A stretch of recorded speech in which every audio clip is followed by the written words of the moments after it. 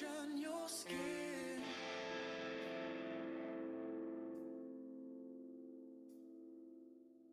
The love is right. Let them have their time.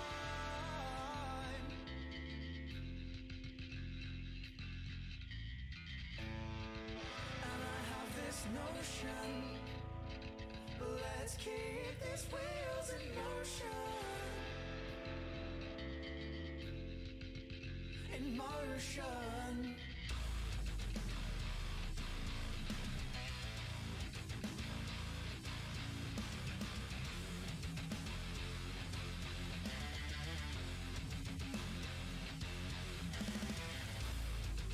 And it's worse you for what I did not know. Did you think I would let it go?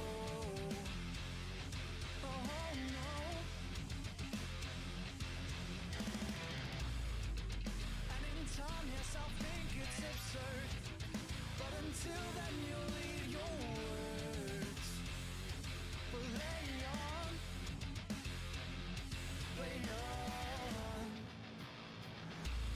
Now it's time to defend your lies. Lies you've been feeding me all this time. And will you reoffend? Oh, darling.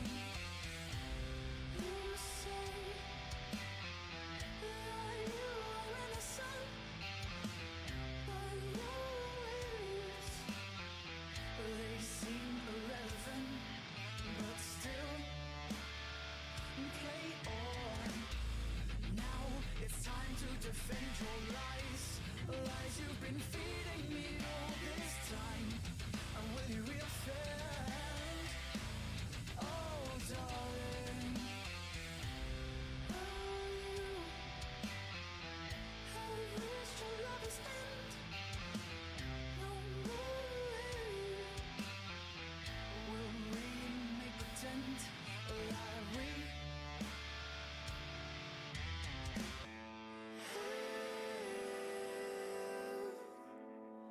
something to fight for. Oh.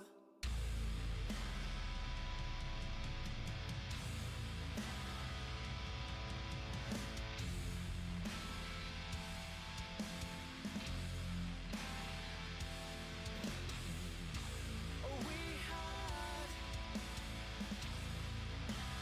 nothing to fight for. We had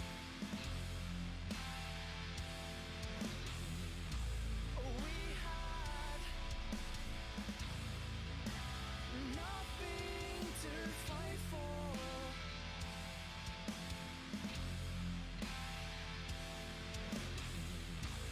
We had nothing to fight for.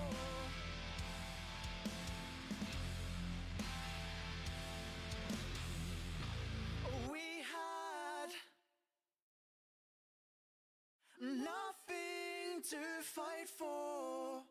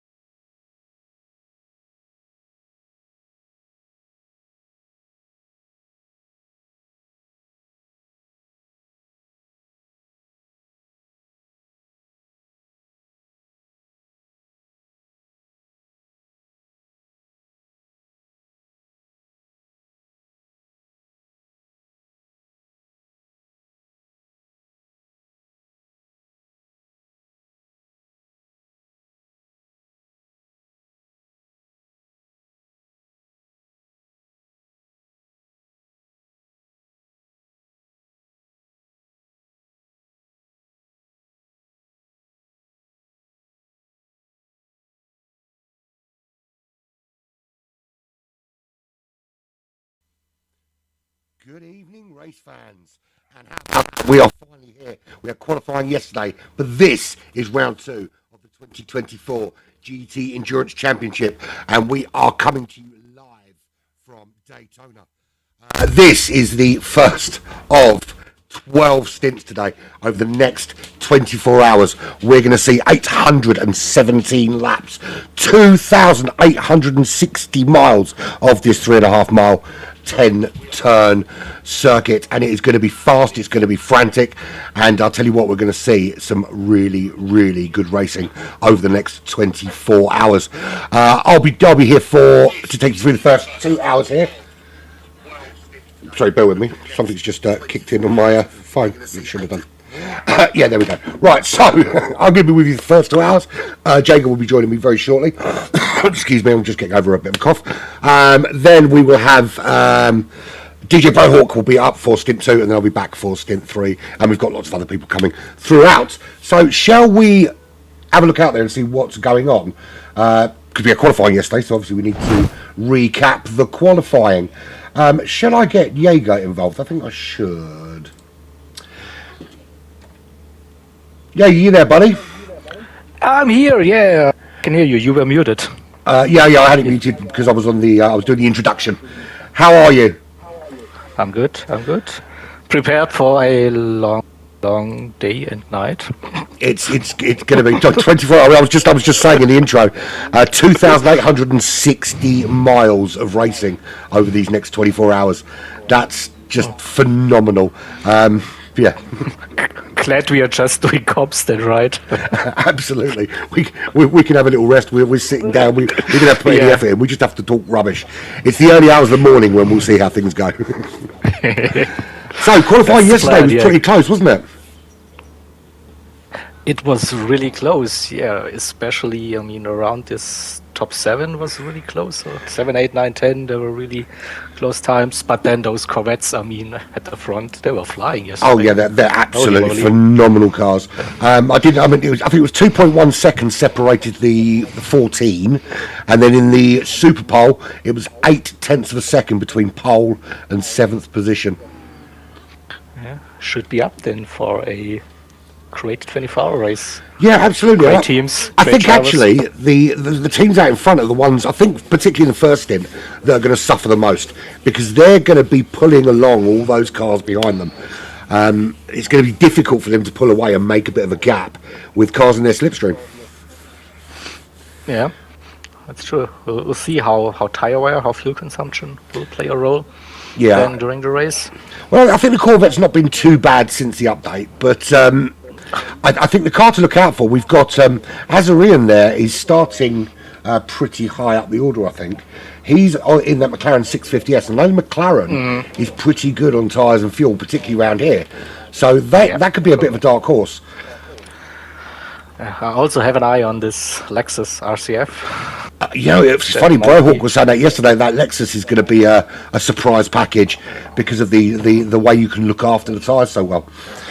So let's have a quick look at the grid for today. There we go. Esports Race Asylum with the pole yesterday, and they're joined actually by the Race Asylum number 1 on that front row. Apex Hunter Racing and Overboost are on row 2, with Sector 7 number 2, phenomenal lap by Monkey Man Macho, who's actually leading them out today for their first stint, is with Syndicate Racing on row 3. The number 2 Race Asylum car with Last Minute Racing in that shark liveried 911, which I'm looking forward to seeing. I love that one. They're on row 4. Row 5 is the Sector 7 number 1 team with Vortex. Ready to race on row 6 with Loose Moose Racing. And the 2 Medway teams, Medway 1 and 2, bring up the rear on row 7. But I wouldn't put too much stock in that at this stage. It's a long race, and I think anyone can be anywhere as it stands at the moment. It should state in the title 24 hours, right? So yeah, absolutely. So what's your sort of early predictions from what you've seen so far in terms of qualifying and the pace? Who do you think are the real teams to watch out for?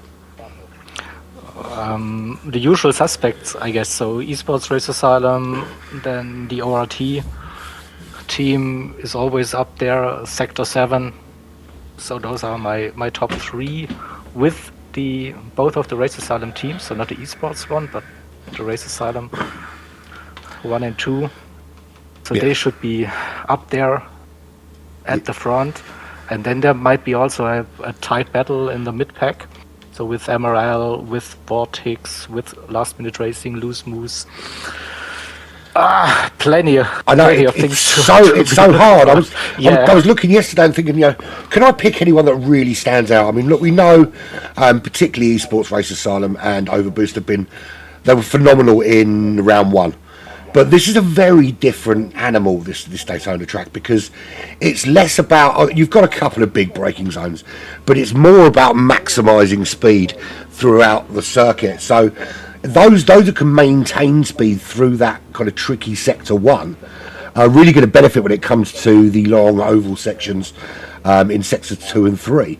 So I think it's going to be down to concentration and not messing up through that bus stop chicane, because you can lose so much time if you mess up through there and pick up a penalty. You're going to be costing yourself massive time. 3 or 4 seconds, I think, for every half-second penalty you pick up there. By the time you've done a lap, you've lost about between 3 and 4 seconds. I mean, half a second is probably like 1 to 1.5, but if you have multiple, like 1.0, 1.5 seconds worth of penalty, you'll be ending up like, oh my god, where's all my pace gone? Oh, absolutely. You'll be miles back. And of course, then you've got to kind of reset yourself, reset your mindset, get yourself back in the rhythm, and that can take a lap or two as well. Definitely. And we also have, I mean, with all those races, the fear of heavy damage in here. And I don't know, this T1, the invisible pit wall or the invisible tire wall you may hit at some point. I saw this many times, so this could be also I think key here is a little moderation through turn 1 in the early stages of the race, especially while the pack is quite close together. Be prepared to lose a few tenths just to make sure you make it safely through that tricky turn 1 and the potential pitfalls therein. Definitely, yeah. But I think Nick mentioned in the announcement you win the race in T1 on lap 1, right? Oh, absolutely. So that's what we are looking for. Okay, cool. We'll see. Look, it's very clear that 14 does not go into 1. I think the fact it's a rolling start 3 wide, come on. 3 for wide on the oval and then 3 wide into T1. Why not? Yeah. Well, it'll be good for the viewers, not so great for those driving. So there is a requirement for medium tyres today. Do you think we'll see teams, when we've got the hard tyre requirement, we see teams kind of ditch them quite quickly? I don't think we'll see that with the mediums, because the mediums don't have that much of a difference between the softs, is there really? So it's worth staying out on them. I think medium tyre is one of the weirdest tyre compounds in the game. It doesn't last that much longer, and you're way slower than even worn softs, so I reckon we will have that as well, so a short stint on the mediums. I think we had the last year the Bolex Daytona race already, and some teams actually opted to do medium stints, but I don't see it happening today, to be honest. I don't know. I mean, considering the pit is relatively short in comparison, it's still quite a long pit stop, because you've got that agonising kind of turn around the inside of turn 1 before you can get out, and it can be really demoralising actually. You go into the pits and you see all these cars flying past you when you're slowly trickling out. But we are ready to go, so I'm looking forward to this. Yeah, someone started the race. Okay, let's go. That'll be you then. I mean, I'm not the host. Of course not. No, you're just the eyes in the sky. The eyes in the sky, yeah, exactly, and also probably will maybe inform you if something happening further down the grid or when you're not with your eyes on them. So yeah, absolutely. That's my job, at least for stint 1. So stint 3 might be a bit more complicated in case of disconnects and stuff, but this one should be fairly easy for me to race direct. Yeah. So now I jinxed myself with this, but okay. So we're going to go on board with Nick for this formation lap. This is turn 1, which is, of course, we know, very tricky. Biggest braking zone on the circuit. You need to be careful not to be disappearing off onto that grass. It can send you a long way, and damage here, particularly if you get damaged there, it's a long way round before you can repair your car.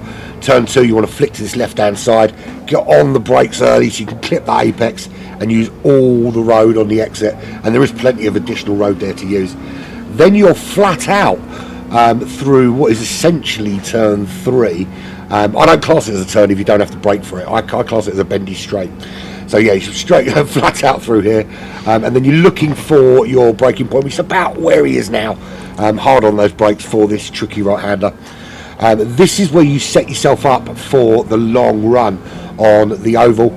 You're going to go to this right-hand side, and you only really want a little dab of brake here just to get the rotation in the car, dropping down to 3rd gear before you use every single piece of tarmac to power out through onto the oval. And your exit there is key. A bit more even. But yeah, no, absolutely. But exit there is absolute paramount to your lap, isn't it? Because if you're so a microsecond too late on the power, you're going to have a whole stream of cars behind you vying for your position. And if they get in your slipstream, then you could find yourself. There's not really a lot you can do. You just have to kind of ride it out and hope you can tuck back in and get the same benefit later on. So now I think we are getting ready. So after the bus stop, we should see double file. So this will also be a very nice looking grid. Also, big shout out to the livery creators as usual. Great design on the cars. So should be a very good looking grid when they get through the bus stop. Then they are phenomenal. They've done some fantastic work with these cars. The guys that do it, they're so creative. I don't know how they find the time, let alone the creative juices, but these cars do look awesome. So here we go. You can see them all ramping up, ready to go. Also, some information: we are seeing drivers on softs or mediums, so it's not just everyone starting on softs. Yeah, we'll have a little run through it. We'll have a run through. Yeah, later. Absolutely. Just say some are on mediums, some are on softs. Yeah, I would have thought the front runners would all be on mediums. They are pretty much, the top 3 certainly are. But here we go. They're going now side by side, and you can see all the cars behind Nick itching to go, but they have to wait until he decides. Oh, the heart is pumping now. Yeah, you can feel the adrenaline building in them. And Nick's there thinking, how late can I get on this power? He doesn't want to leave himself vulnerable into turn 1. No, and he goes. He is away. He goes. Yeah, good start. Yeah, it's a good start. He kind of kept them wondering. And gets cleanly into turn 1. Are we all going to get through? Oh, he goes wide into turn 1 and immediately loses to Kaza. Kaza up into the lead of the race. So he got that a little bit wrong, but he does have the inside line into turn 2 if he can make the move. But I think he's just going to tuck him behind and accept that maybe he lost out there. Though he did have a go. Side by side again. And on the exit, he does make that move. And Kazar tucks him behind again. So it was very short-lived, but he did manage to regain that. We've got Kazar in second. There's James there in third for Apex Hunter Racing. Monkey Man Macho in that number 2 Sector 7 little car. Gap there already. Yeah, you can see it's starting to build. So if you look at Lucas there running in the Lexus, and that's the car we're going to be looking out for. I thought he was about to go straight through the middle of those two, but he's tucked in behind that AMG and that's the McLaren 650S. So getting plenty of slipstream from those two, but already 1.4 back to the other Sector 7 car, ironically driven by slipstream. Let's have a look at tyres and fuel. Top three already breaking away here. Get to P4. They are starting to pull away. Really. And they're on the medium tyres as well. So Nick, Kazar and James all started on those medium compounds. Azarian, the Portuguese driver, is the highest running soft runner.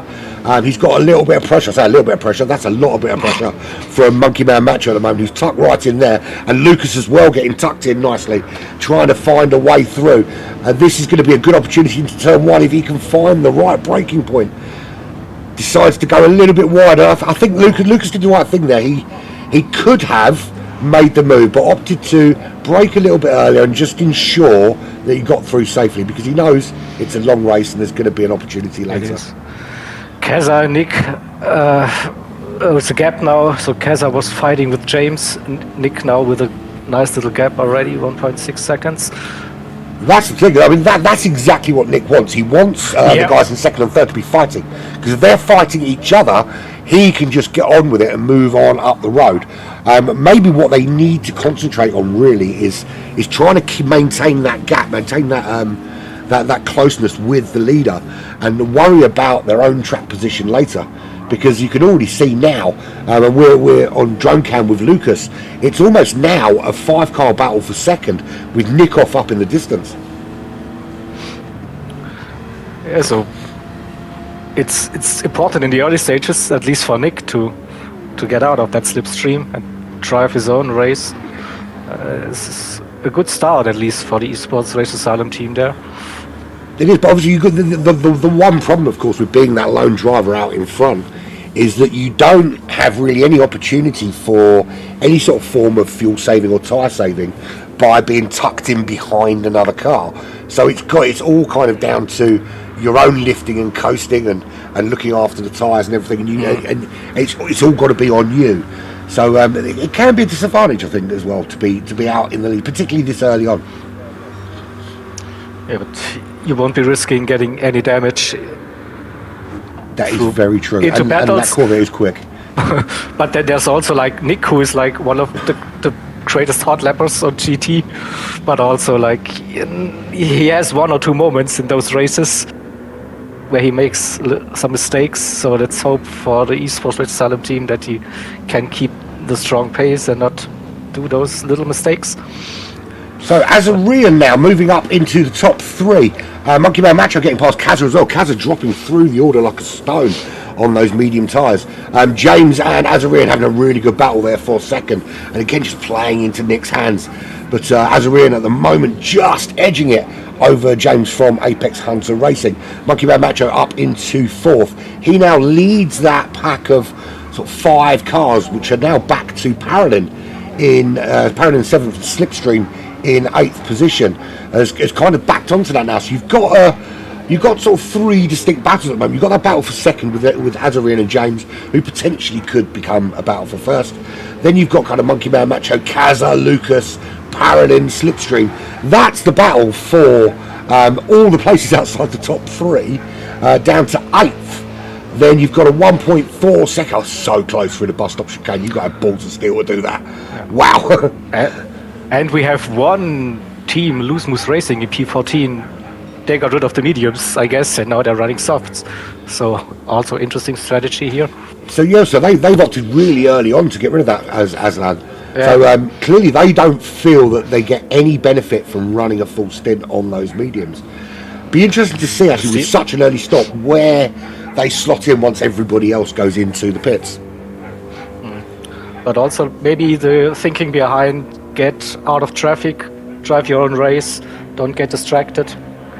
There is that. I think if that's the thing. If you can make the mediums work, then my advice is stick with them. But if you really can't get them up to temperature, get them up to speed, dropping within your lap times, then the best thing is to get rid of them as soon as you possibly can, and then use those soft compound tyres to give you the grip you need, the torque you need, and start putting those solid laps in. It will also be interesting to see then in the colder stints, like during nighttime, early morning or so, will we see those things what you described, just to one lap on mediums and then softs because they have more grip. Well, of course, but and with it being cooler as well, you can make those softer tyres work for longer. Exactly, yeah. So Omen there for MRL, he's back in 13th. There's a bit of a gap. Obviously, we've got the gap to Aslan because he's been in the pits. But you can see those guys. So 13th is Omen. He's 1.1 behind the Furious 2, although there's only one of them. He's half a second behind Mantinho, the Italian driver. He is, again, about half a second behind Savala. 1.12 Shadow Chef from the United States. for Syndicate Racing. And then we've got the gap of 1 second to Slipstream for Sector 7. And he's on the back of this battle here, which is essentially a battle for 4th place. Half a second between him and Lucas, same between him and Parolin. A little bit of a bigger gap. Kazza and Parolin. Now, Kazza managed to maintain that sort of 1 second slipstream gap. You want to kind of ensure you're outside of that 1 second, just so the car behind's not getting the super benefit from you. But he's up to 5th. Monkey Man Macho now has given himself a bit of breathing room. He's 1.4 ahead of Kazza. Remember, Kazza's on the medium, but also Nick and James are also on those mediums as well. So it's not all plain. It's not all difficult for those on the medium. Some are finding pace. Monkey Man Macho currently the fastest man on the racetrack with that 1:45.3. There is a very strong crosswind on that sort of straight heading down to the bus stop. So I don't think we're going to see the dizzy heights of the low 44s we saw in qualifying yesterday. Not yet. But as we know the game, that wind direction will change throughout the stint, throughout the entire event. So yeah, we might see some. I think and it may get warmer as well. It may warm up a bit before it gets colder and we get into the night. They're going to have low fuel tanks. So I wouldn't be surprised if we do see qualifying type times with a bit of slipstream at some point. We might be even seeing quicker lap times because I think qualifying they also started with 100 liters of fuel. So if the fuel gets lower, and slipstream more, we might be even seeing 43s. I would like to see a 43. I certainly think drivers like Nick, like James, Kazza as well, even Slipstream, Monkey Man Macho, those guys I think are certainly capable of putting in 43s, and there's no doubt they've done them in practice already.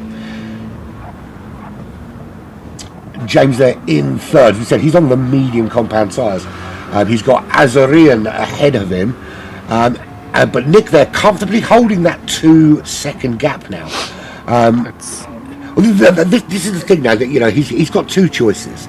He can go full flat out, try and open that gap as big as possible, but risk burning through the fuel and tyres a lot quicker. Or I think this is the approach Nick's going to take, is try and maintain that gap at around 2 seconds. He knows he's not under any significant pressure from the cars behind, but he knows there's enough of a buffer should he have a little error somewhere. Yep, definitely. So fuel looking quite even between the cars at the moment. It is. So actually, I think you also have to rev the McLaren to get the most out of it.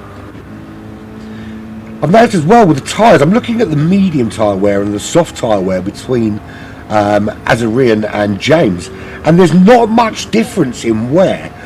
Slightly more at the rear for the softs, but I don't think it's anything significant. So as you said, if you're a half a second slower on those medium compound tyres, but you're not getting the benefit of low degradation, you are better off just getting rid of them. So yeah, I think after 2 or 3 stints we get the idea about the strategies, what works, what doesn't work. So first stint is always like the interesting one to see what strategies people or teams have come up with.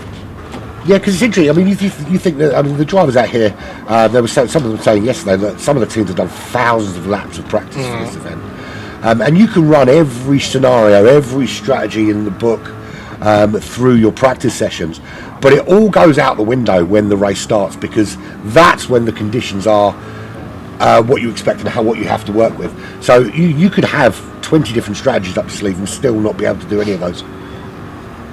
Yeah, and there's then the human factor as well. So you have your strategy, and then you suddenly make up your mind, think of something different, because why not?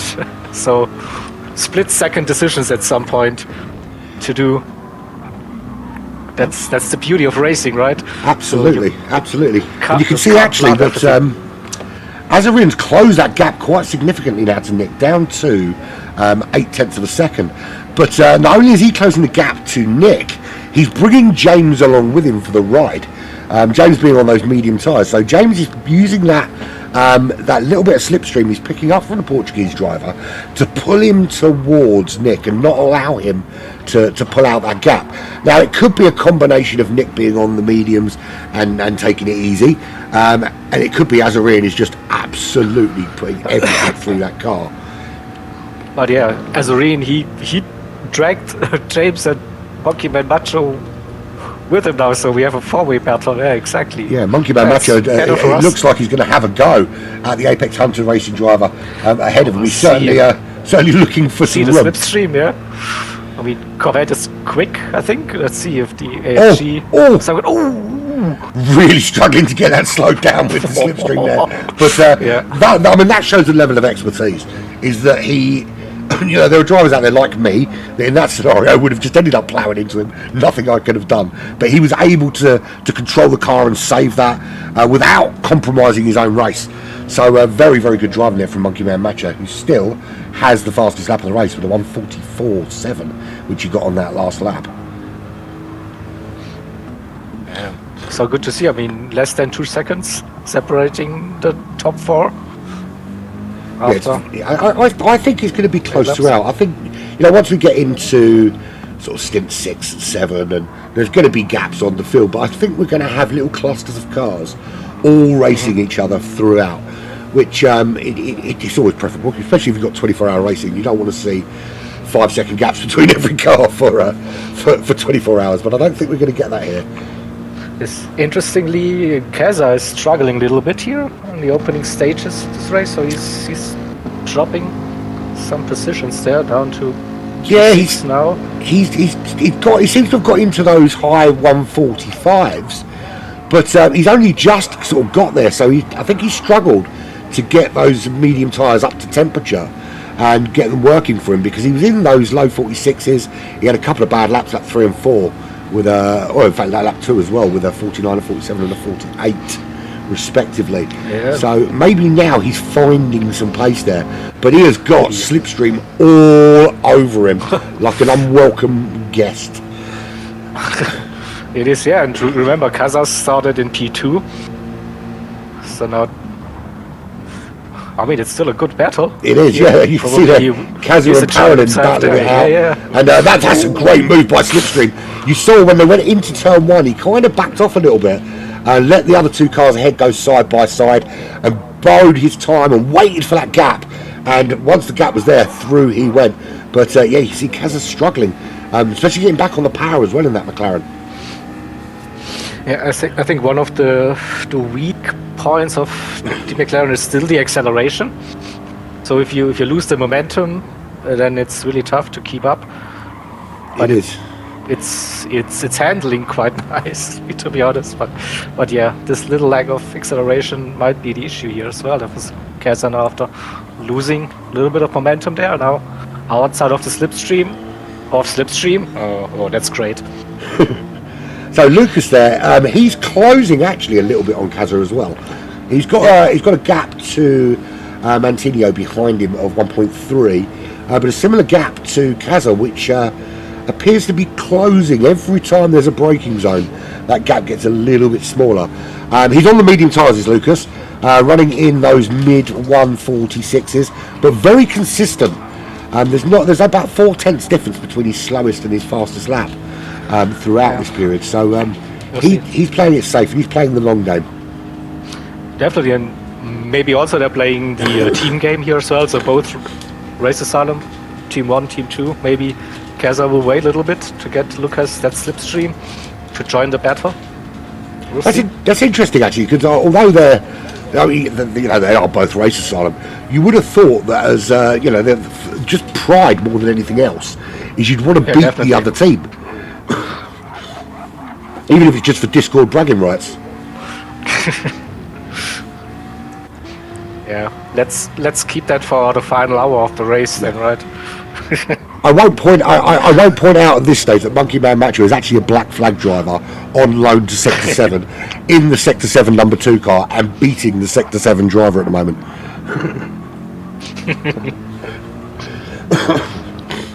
But no, they are starting to settle into the race now. You can see that everybody's kind of finding their place.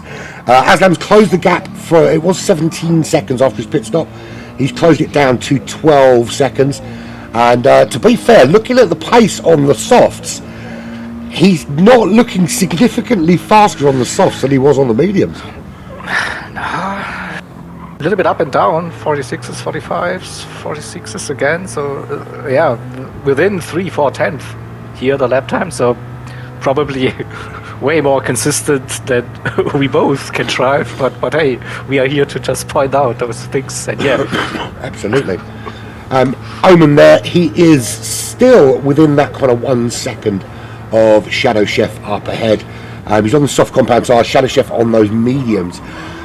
You want, if the car ahead of you, I mean, you might not necessarily know what the car ahead of you is on, but if you're on the soft compound tyre, surely you'd want to be getting as much inroads into the medium tyre runners as you can while they're on them, particularly if you still need to run them at some stage.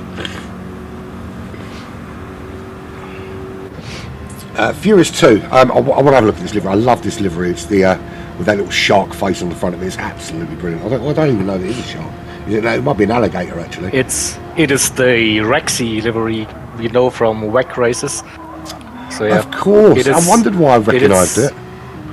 So it's basically like a T-Rex, kind of thing. So yeah, but lovely. Yeah, it's very cool. Very cool. Probably one of the coolest ones out there. Let's have a good look at the liveries. Actually, the Vortex one there. Nice contrast to the blue, pink, and black on that 911. I do love the way they've used that kind of offset those colours. It's a very cool logo as well. James is struggling currently a bit to keep up with the top two and with Monkey Man Macho. Difficult to pronounce. Monkey Man Macho. Oh, he's getting a good run on James here as well as they head towards the bus stop. Too many M's. Are they going to go? He's going to make the move. He's going side by side. That's brave side by side into the bus stop. James keeps it still side by side. Great racing. Now, did Monkey? Yes, he did. He picked up the penalty coming up the inside on the way out. He'll probably take the position here. He might not have to serve it until the next lap. We'll see now. No, he will save it now. But he probably will still get that slip. Won't lose it entirely. Well, we'll have a look and see. So they were side by side. He's just ahead. By the time we get to the braking zone, what's the distance? 1 second. 1 second. Yeah. Okay. It's massive loss, man. Massive loss. Yeah, but could have been worse. Without any slipstream, it would be more than a second. Yeah, it could have been worse in the fact that they were side by side through the bus stop, like absolute nutters, and it could have been two cars going in for repair at the end of that lap. But that's testament to the quality of driving, though, isn't it? That they can both confidently go in side by side. One, they trust each other's ability enough to be able to do it. But they also trust their own ability to be able to do it and stay out of trouble. Yeah, but maybe also a little test, like to see how is the other driver reacting to my moves. Yeah, it is a bit of. Is James prepared to hang it up there and not back out? And James is thinking the same thing as Monkey Man Macho. Has he got the stones to make the move? And I think they've both proved that they are not backing down even this early into a 24-hour race. Yeah. But they just lost both more than a second or so to the top two now. Yeah, it has cost them time. So again, it's that balance. Do you have these little battles this early on, or do you think about the bigger picture and think about closing the gap to the cars ahead and just sticking with them? Exactly. Yeah. Right, he's got a good run on him again towards turn one. James is doing the sensible thing though. He's staying on that inside. He's not allowing Monkey Man Macho to make that move. He's saying, if you want to come round me, you're going to have to come round the outside. They're both into the brakes, and again, side by side. These two are not scared to go side by side through single file corners. But again, nope. James just holding him off. This is going to be hurting James's tyres, isn't it? Defending so hard. Yeah, probably you don't want to be fighting running on the slower compounds on the mediums here, but then again you don't want to lose that position either. So No, absolutely. what But, to do? but I think sometimes you have to. I think you have to weigh up the options. And think, okay, if I'm hurting my strategy, and potentially changing where I need to pit, just by virtue of defending quite so hard, might be more beneficial. Let the guy go through, not fight him so hard, tuck him behind him, and use that as a chance to kind of save my tyres and bring my strategy back on track. Exactly my thinking here, yeah. So maybe it would be better for James to just give up that position for now and stay with Monkey Man Macho there. Absolutely. Looks like he has a little bit more pace at the moment. Still, he's running the soft tires. So yeah. But you can start to see now, and I'll bring up the tyre and fuel data, you can start to see now that rear right-hand tyre on the soft tyre runners is starting to show signs of wear. We're about 50% through the wear there. So I think we're looking probably another sort of 10, 11 laps. We're going to see some bits. I don't know, maybe just 7, 8 or so. It's not linear. So once they're over the halfway mark, it's going way too fast for the degradation there, the tires. So Yeah, see, I'd like to think that, but then so often I say, it's going to be over 7 or 8 laps, and then these guys drive for 5 laps on absolutely full red tyres, and just like, okay, I stand corrected. Monkey Man Macho does make that move coming out of turn 1. He has it now, I think. And he is now ahead. Very yeah. good, very good place to make the move. And it is quite important he makes that move now, particularly with his tyres wearing as they are, because if he wants to get any benefit of being on those faster tyres, now's the time to try and close to that front 3 or to the front 2, pull away from James if he can, and just give himself even if it is a second or a second and a half buffer when he does have to go in, and James inevitably will stay out. I think if you've gone past this point on those mediums, you are running until the fuel says no. Probably, yeah. Yeah, I can't imagine them staying out, going in any earlier, really. I don't know. Maybe it's also like a one-stop medium for each stint. I don't know. I haven't done any testing, so it's just like guessing my way through the first stint and strategies, whatever. But well, that's it. I mean, you don't know how the wind's going to change as well. It's actually picked up a little. It's 5.6. yeah, exactly. So it is going to be affecting them, and it doesn't seem to be affecting Monkey Man Macho. He's still got that 144.7. So clearly, no one told him that the wind was going to affect his pace. So Nick still leads the way. He did lose the lead briefly. Did at one stage have a 2-second lead, but as the race went on, Azarian has found his way up into second and holding on nicely to the back of Nick, not letting him pull away, not giving himself any distance. Monkey Man Macho fought with James for so long, finally gets round him, is trying now to close that gap, but he himself now is finding himself defending from James. So it's a bit of a turn of fortune. He can't pull away while he's looking in his mirrors. I think James now decided to just stay with Monkey Man. I don't think he will be fighting that position now too hard. I don't think so, unless he feels like he's holding up again. So with the tire wear, at some point maybe there's a crossover point. Possibly. So Slipstream there, he's up to 5th. He's running really well. So there's got 2 Sector 7 drivers in that top 5. So going really well for them at the moment. They're both in the AMG GT3 as well, which is awesome. I love that car. One of my favourites. He's got a 1.2 second gap over Paradin, who is being chased quite closely by Kaza, who started in that top 3. But look at that tire wear, that Porsche. Ay. Oh, that is awful. Yeah, he's really put some. It's the worst car on tires again. So we saw it at Barcelona, where the Porsches were struggling on tires, and now it seems to be the same here. So poor little Porsches. I feel ya. Is that to do with the way the weight's distributed, particularly with the fuel tank? Because on those Porsches, the fuel tank is kind of there with the weight over those back wheels. So do you think that has an effect on that kind of rear tyre wear on the Porsche? All side by side with the McLaren. Lucas and Kazza wide. Oh, was it Carroll? That was an interesting side by side through turn one, but could have been a lot worse.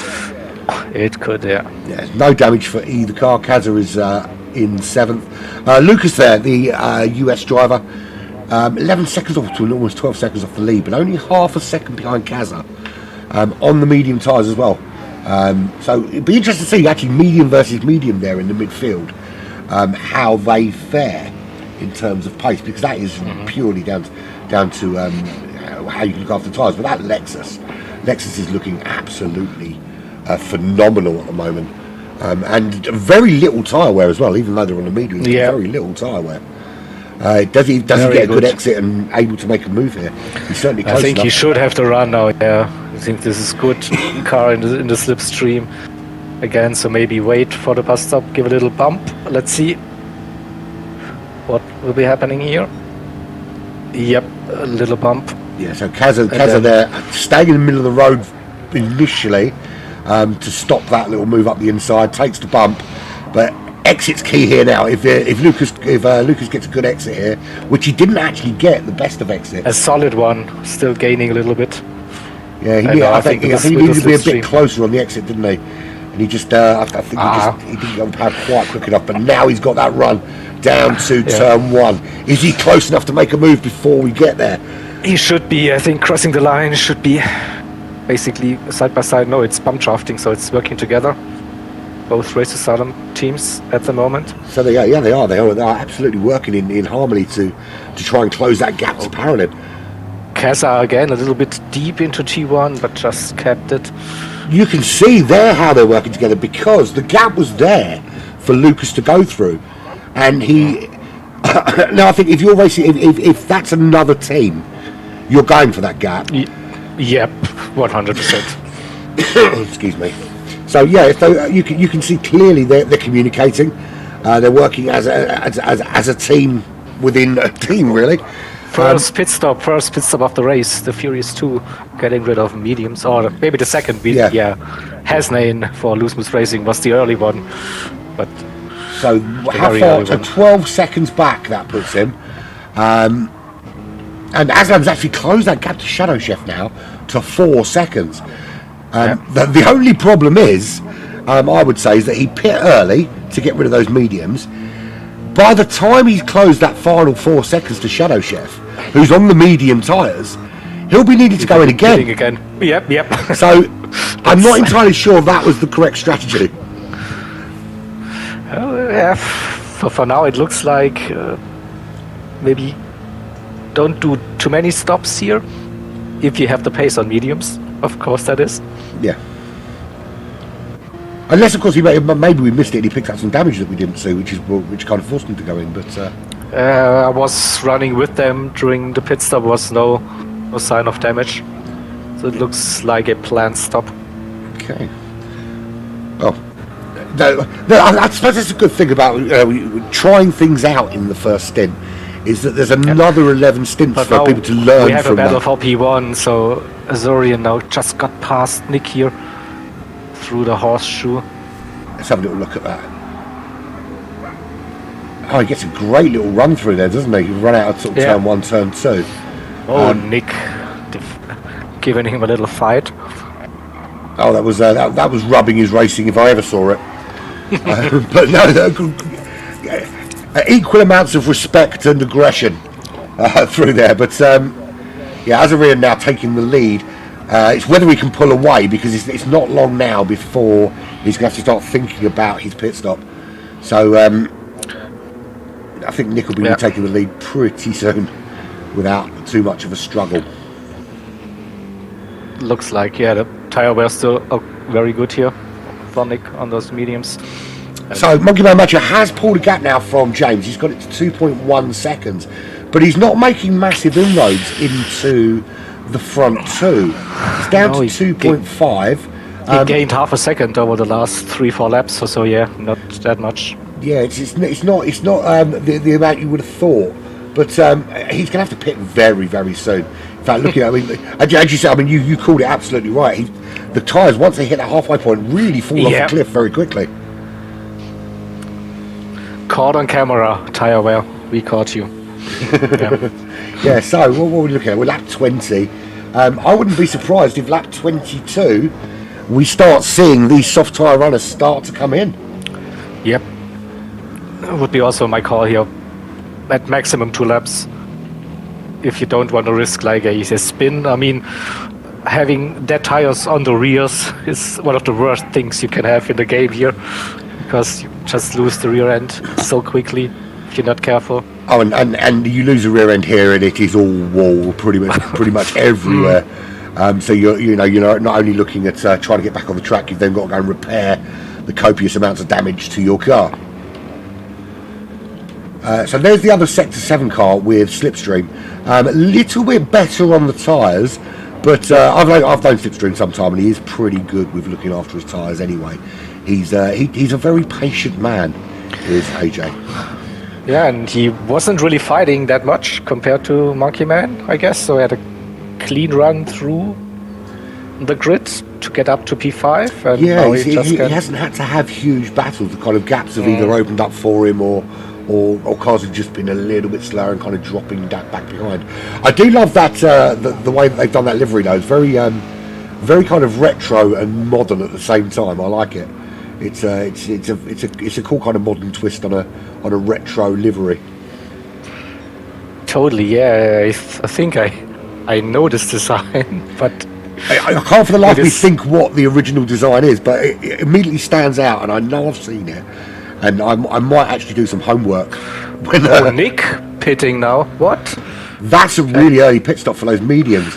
So yeah, we all thought he was stayed out for longer. So interesting. But look at that tire where he will go soft now.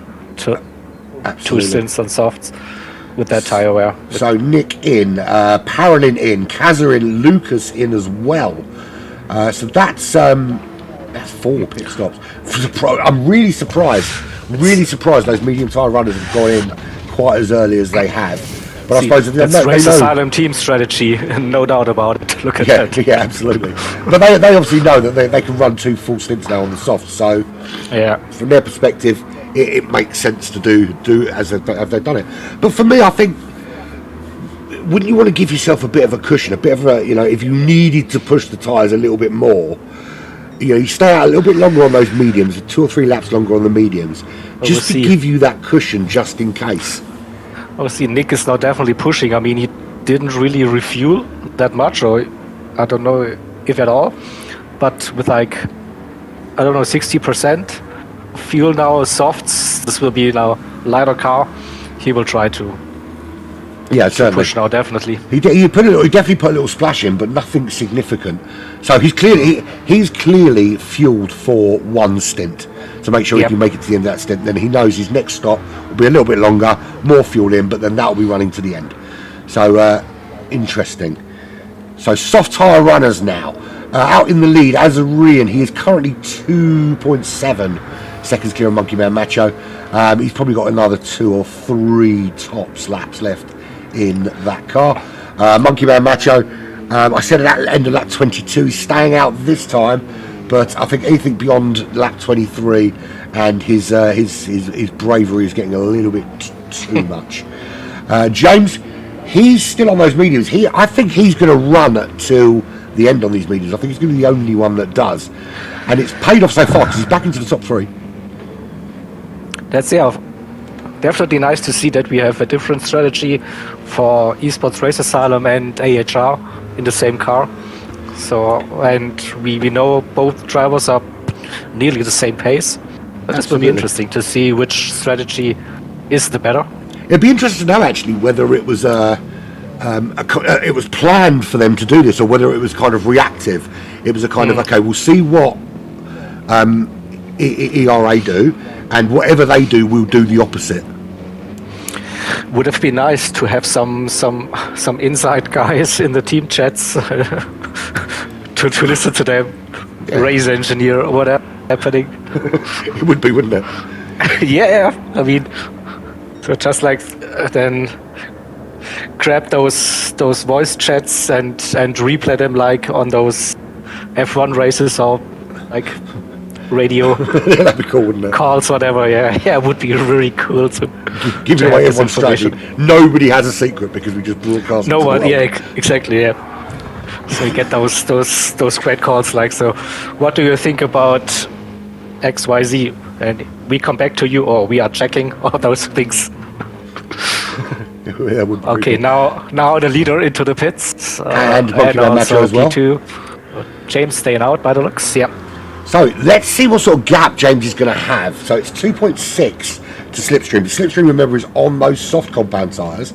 But looking at the tyres, actually, there is not a significant amount of difference in terms of the wear between the mediums on James's car and the softs on slipstreams. He's got a little bit more wear on the rear as you'd expect with the softs. But it's not I think this is that significant. This is where the pad is hurting James a little bit.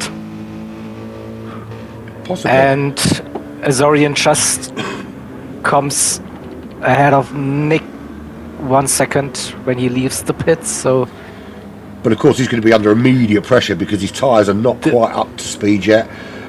Nick will obviously have the heat through those tyres already, so it's going to be a squeaky bum couple of corners, and actually might struggle to keep him behind him when they head down towards the bus stop round the oval.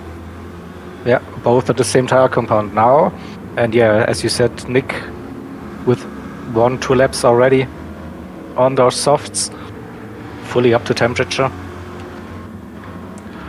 So Monkey Man back out in, sorry, I suppose de facto third. He's sixth at the moment, but we've still got James Slipstream and Antonio to pit. So he is 6.4 behind those leaders. So he lost quite a lot of time. He lost. Maybe he refueled a bit more. I don't know. He didn't put a significant amount. He didn't put loads in. To be fair, he had a little splash, but not loads. Maybe he used more on the first stint.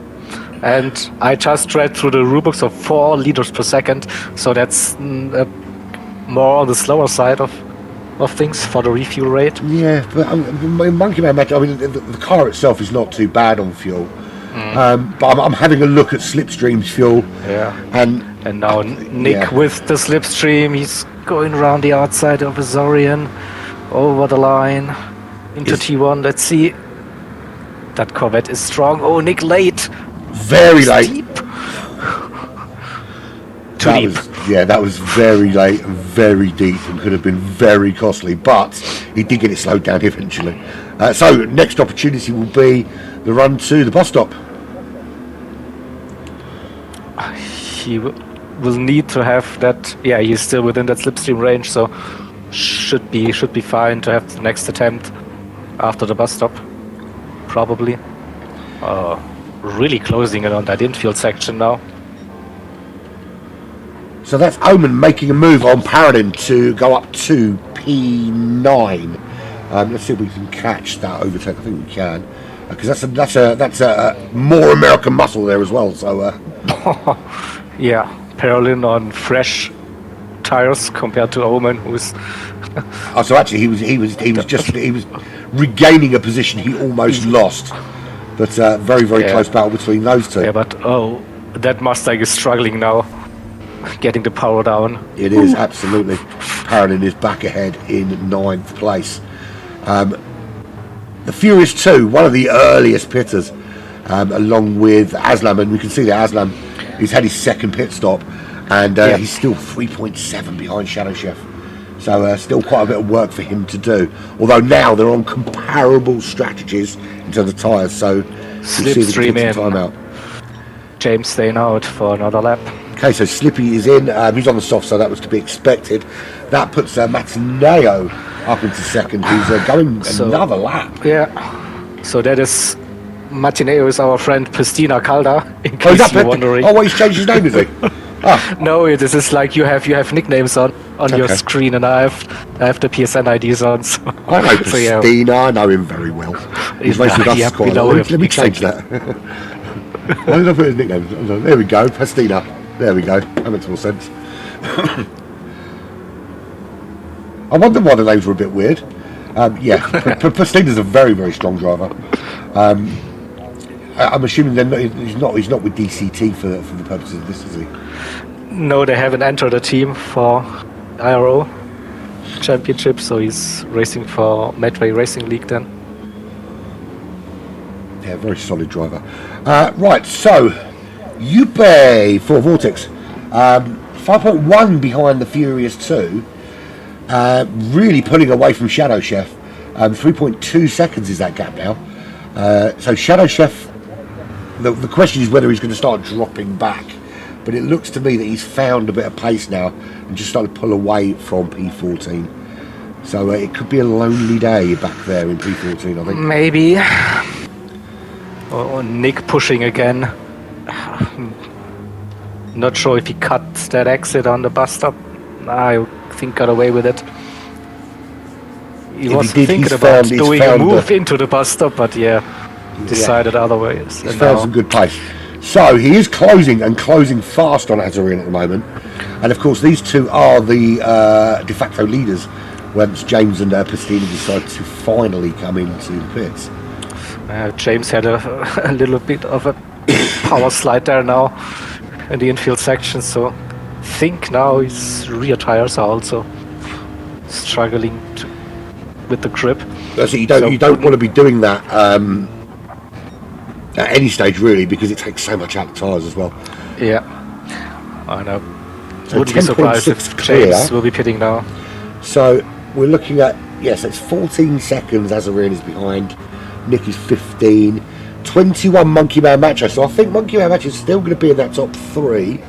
It's touch and go as to whether Kaza is in 4th when James and Pastina pit. It's close. James could slot in between Monkey Man and Kaza, maybe. Yeah. I'm wondering if he's going to kind of try and look at that distance when he goes in, and try and judge the amount of fuel he puts on to slot him there, rather than just chuck loads of fuel in and come out much later.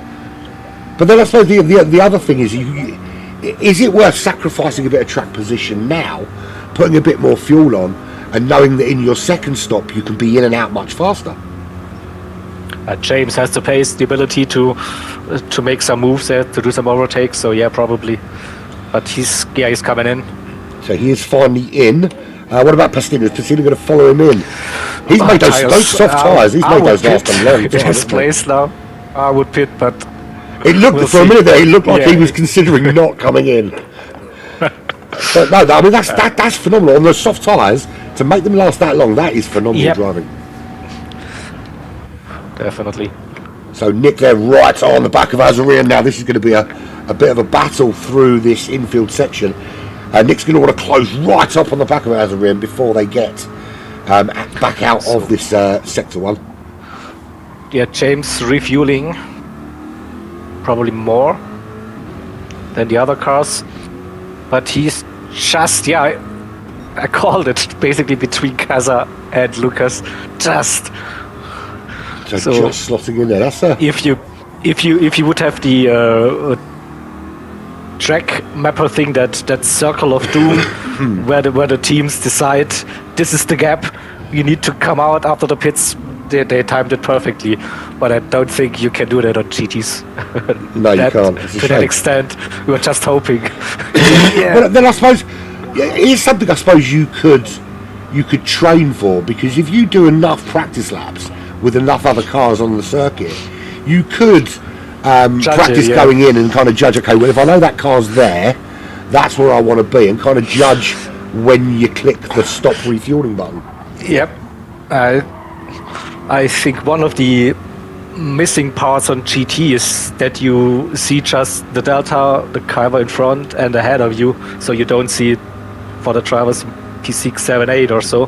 This would be very helpful to judge your pit stops at some time when you see they are 26 seconds behind, so the gap is big enough now, so I can do my pit stop or so. And it's not like that data's not available to drivers anyway. It's something that the drivers would have access to. Nick making a very bold move round the outside towards turn 1. Does he get it slowed down in time or lose the position side by side? That is so close. But he tried desperately, but the gap was there on the inside. Nazarian Said thank you very much. I'm coming back into P1. He's going to have to let him back. That's a push. That's a push to pass. So I think Nick is waiting. We'll see. He did wait a while, but I think he said, "Sorry, I'm off." Or is he looking at maybe it's a case of he didn't want to hang around too much, and he's going to give it back at some stage. I'm hoping he gives it back because. So I think you have one lap or so to decide if you want to give that position back or not. You don't have to do it immediately after the corner, but we'll see if there is a signal coming in. So far, he's keeping the pace up. That's it. I mean, you would have thought if you're going to do it, you want to do it in the infield section rather than anywhere else, because everywhere else is a much bigger time loss. Or maybe here just ease off, tuck in behind, use the slip, but maybe they've considered it's a racing incident and continue racing now. Possibly. But maybe he's hoping no one saw it. Oh no, here we go. He slowed right down there. Yeah, he's clearly left off the power there and then through. That's very sporting. So I think that's the best decision for now. So stewards don't have to do anything. No. Just say the drivers sorted it out themselves. But actually, I think that's hurt them more because Monkey Man Macho was 4.1 seconds behind them, but the gap now is only 3.6 seconds. So that's given him a lot of time to Monkey Man sitting in third. And James going past Kaza into T1. Yep. Let's have another look at that replay. He's very far back as well, isn't he, going for that penalty line? Yeah. What a massive run there. That is a huge run. I think that just goes to show the difference in the top end between that Corvette and the McLaren. Almost looked like he wasn't going to brake. He just kind of flew into that corner. Got it stopped and turned on the sixth side. That was a phenomenal overtake. And fastest lap of the race as well on that lap. The previous lap. Didn't take him long to get those tires up to temperature. No, it didn't, did it?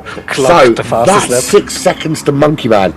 If he can be putting in consistent mid 44s, Monkey Man is, to be fair, just in those low 45s, high 44s. So even if he does put in those kind of blistering times like he just has done, it's still going to take him quite a while to close that 6 seconds because Monkey Man is no slouch out there in the third. Let's have a look back at Slipstream in 7th because he seems to have spent most of this race with quite a big gap either side. He's not really had cars around him troubling him too much, so he can kind of relax into the race a little bit. Slipstream without having any sort of slipstream. Yeah, the irony. It should be Clear Air. Change his name to Sector 7 Clear Air. 7.2 to Parolin. He's quite comfortable as well. There's a good 5.1 seconds between him and Pastina, who's way back there in 9th now after that really long first stint. So it worked out pretty well for James going that long, but not necessarily so for Pastina. Oh, Kaza is back into P4, James. No, not sure what happened. Little mistake or down to P5 again. Looks like we can, just in between the two race asylum drivers.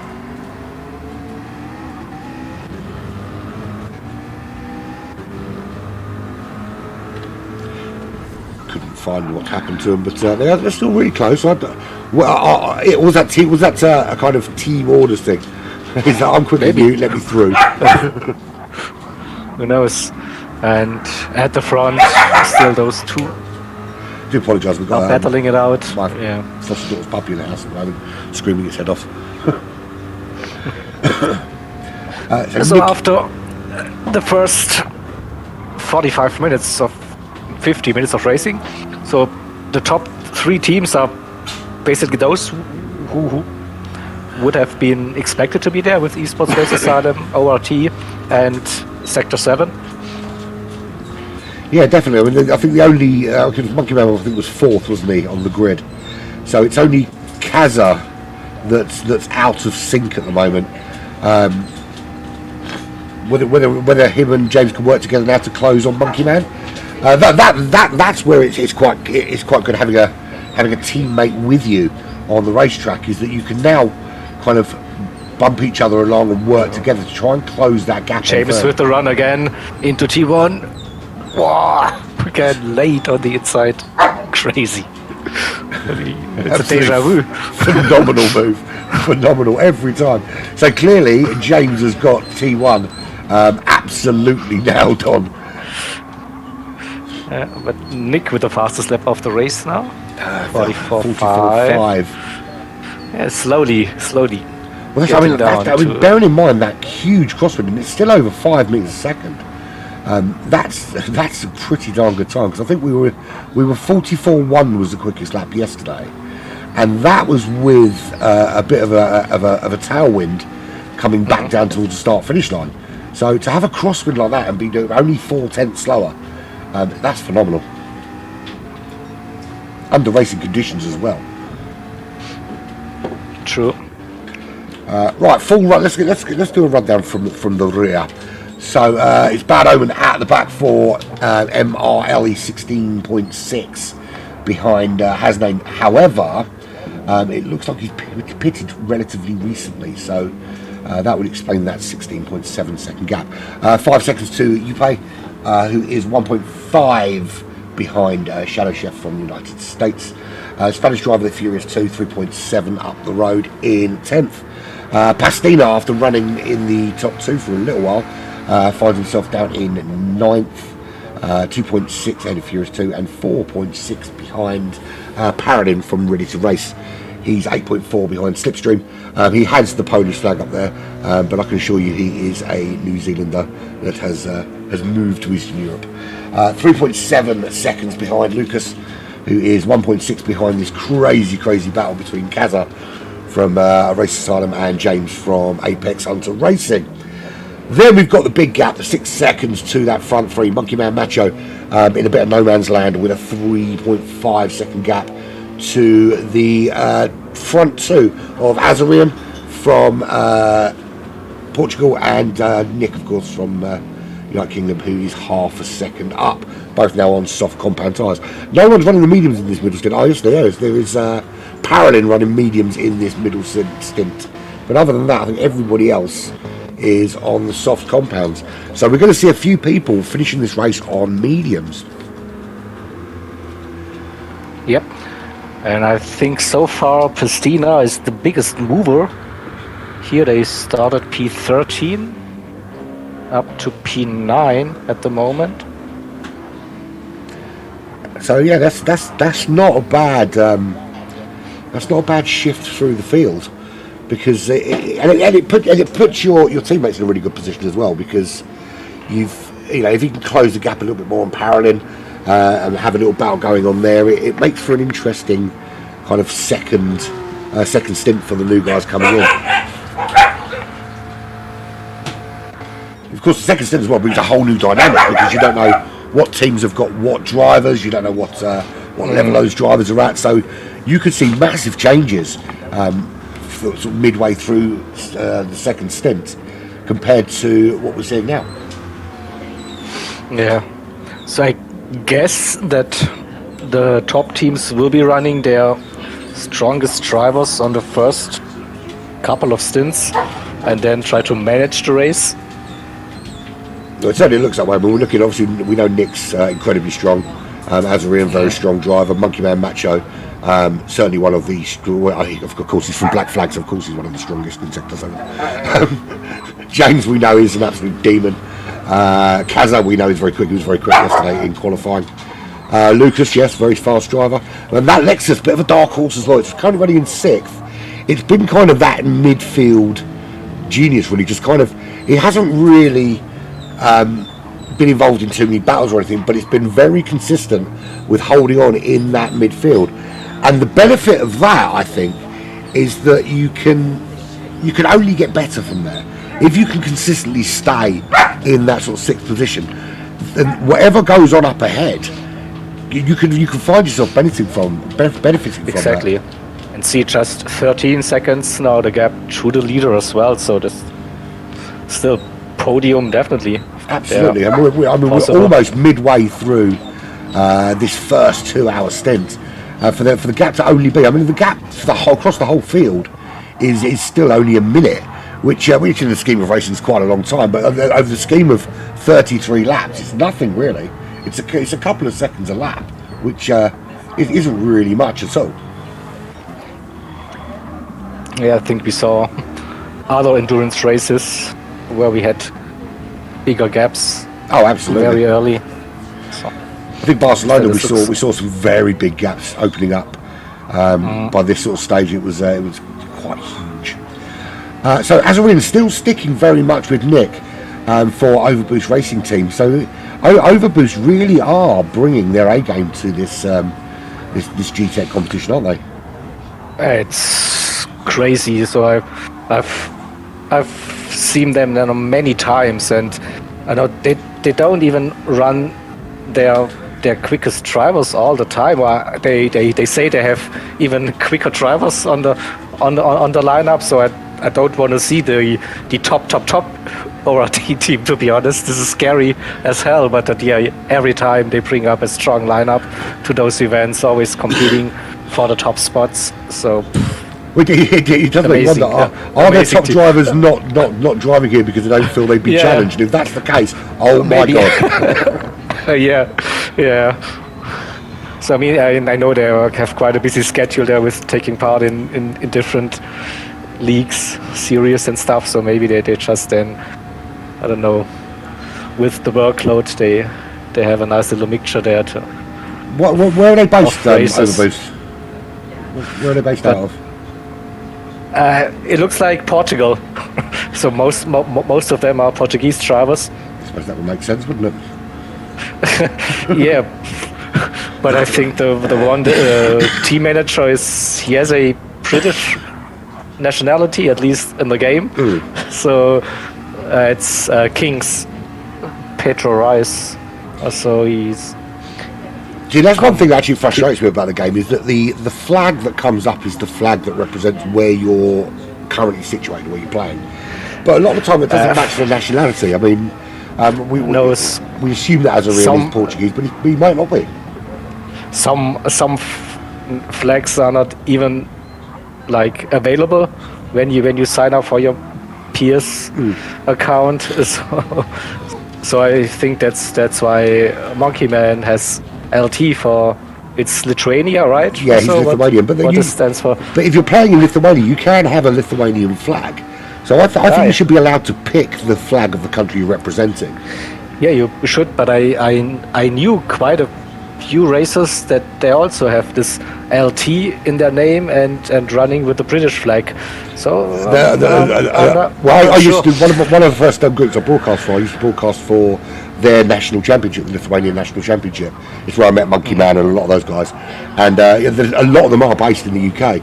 They're sort of here for economic reasons and work reasons, that kind of thing. Because obviously it's much more profitable to be working here than it is in Lithuania. But yeah, there are an awful lot of them based out of the UK.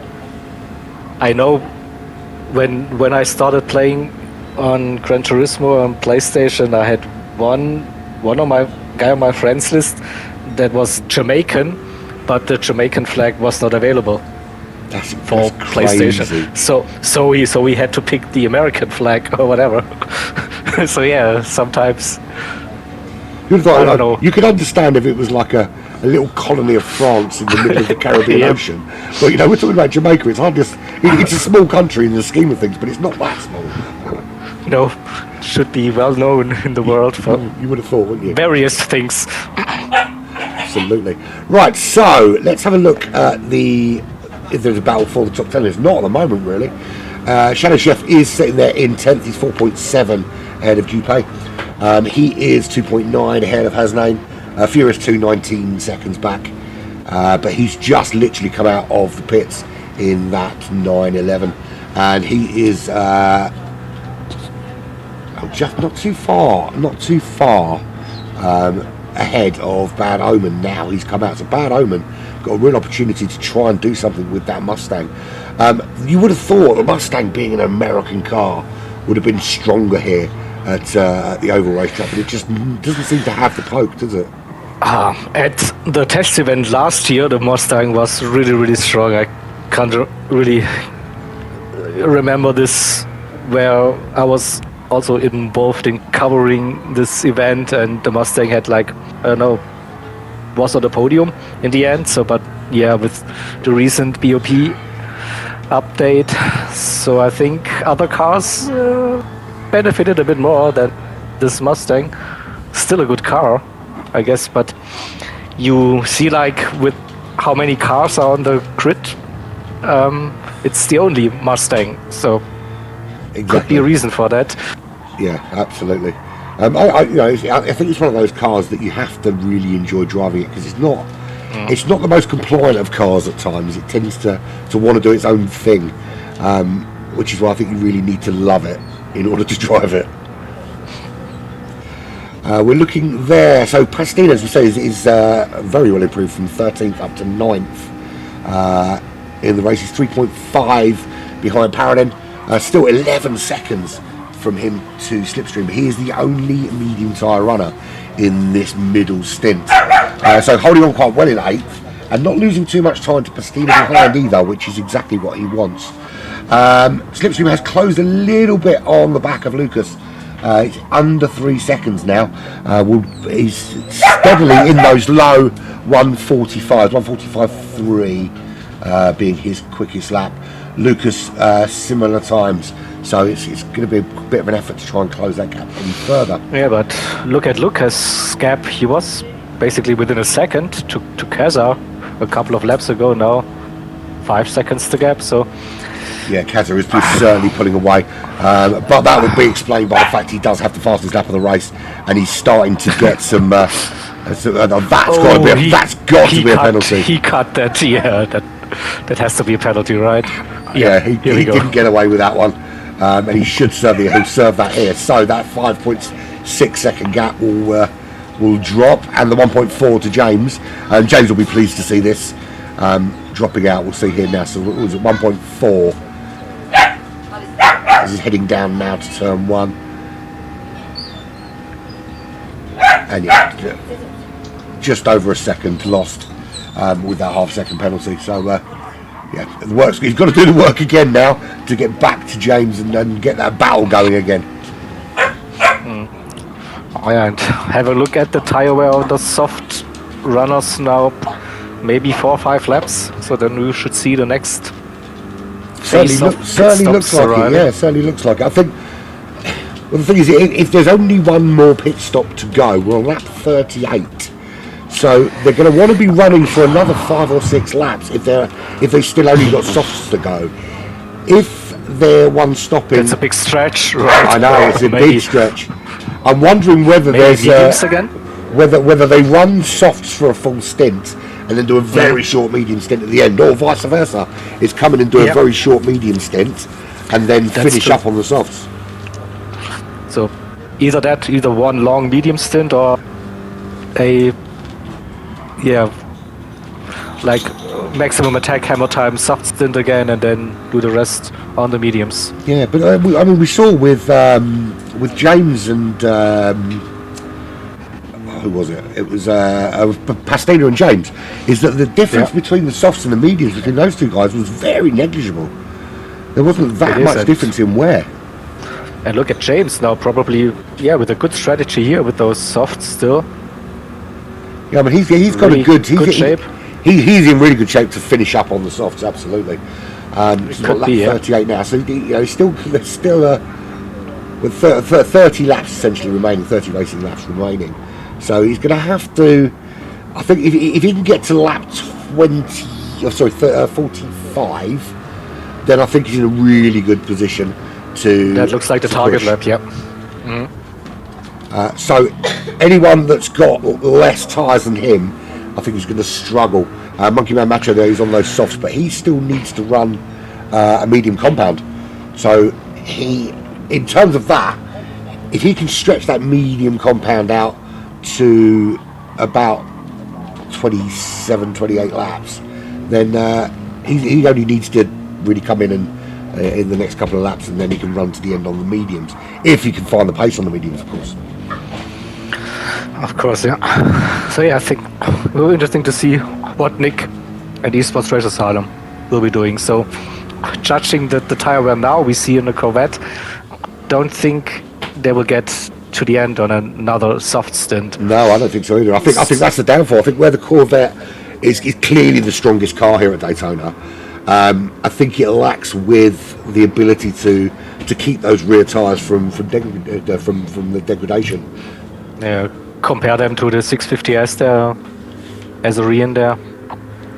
So yeah, much Definitely. better. So I think Azarian's in a good position. He is 4 seconds back, but if he can stretch that car to just one more stop, Exactly. Yeah. he's in a very, very strong position to the end of this race.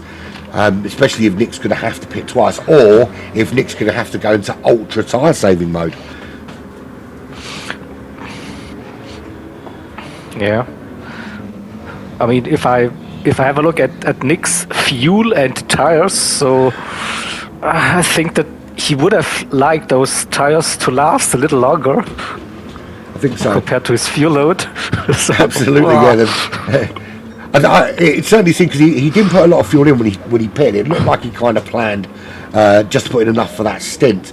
But it seems that the fuel has vastly outlived the tyre wear. It would have been nice for him. He would have liked to have come in with full red on that tyre and with 0 in the tank. But I think he's going to come in with a little bit in the tank. Although, the benefit, of course, of having a little bit in the tank is just spending less time putting fuel in. True. Yeah. But Azarian in a very good position, although he has got a lot less fuel, and he's just flicked onto red. So what he's saving in tyres, actually, he's lost in fuel. So the offset is Azarian, yeah. Yeah, so he could have gone longer on the tires, but not on fuel.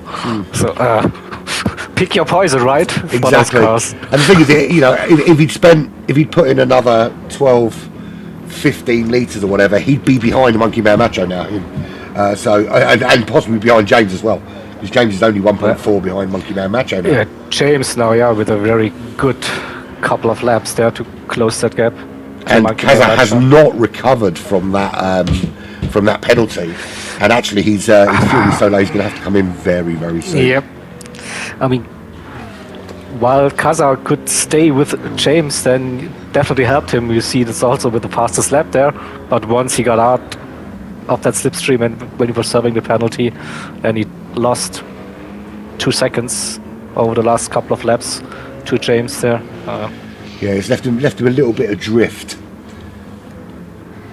Slipstream still running in 7th, 2.7 behind Lucas, but I don't think that gap's going to change much. So I think now we're getting into sort of deep into the second hour of this race now, and a lot of drivers are going to be thinking about the handover, thinking about making sure they keep their team in the best possible position. That's going to start to be on their mind soon, isn't it? Yeah, next one is interesting between Parolin and Pistina. So Pistina right up the back of the RTR Porsche now. Oh, he has really closed up that gap, hasn't he? He looks Yep. And he's but lap 39 was his fastest lap of the race, so he's clearly starting to ramp it up, and he's got loads of tyre and fuel left as well. Interestingly, he could find himself in the lead of this race for a while. Pitted late there with a long first stint, now soft. McLaren good on tires. Ooh, bit of a drift there. Yeah, it's a little bit wobbly. He doesn't want to do too much of that, otherwise the tyres will run out very quickly. But I think this is not the end of his journey here, Pistina. So the P8, P7, whatever, up for grabs there. Doing really well. Although, actually, I mean, if I'm looking at that, 35 seconds back. I wouldn't be surprised to see him maybe lead a lap or two when these guys ahead start pitting.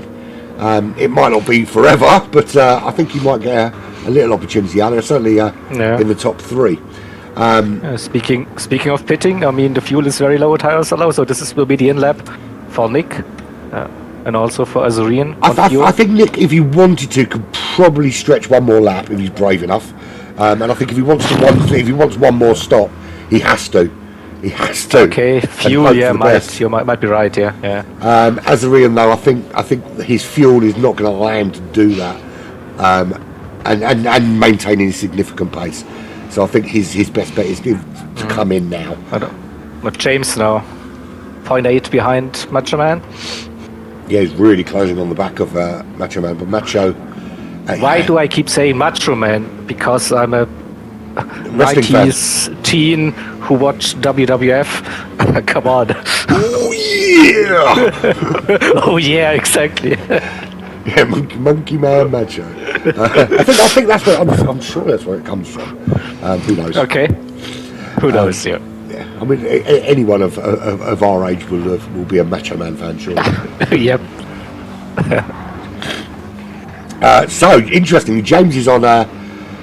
He went very long in the first stint, of course, and he's looking good for fuel and tyres. And actually, that's I think where Azarian would have liked his fuel to be at this stage, because their tyres are very similar. Nick's staying out. So as I thought, he's staying Doing out. that Azarian is Azarian also as well, so, okay. staying out. That's brave. They have the fuel indicator on. Probably they know how long it takes, but Kaza couldn't manage that extra lap. So Kaza is in. Was basically on 0. Yeah, he's no fuel left. Coasting in on fumes. Have you ever played that game? I used to. I did, particularly when I had a company car.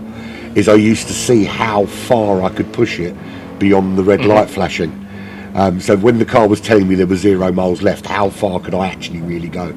I only ever failed once.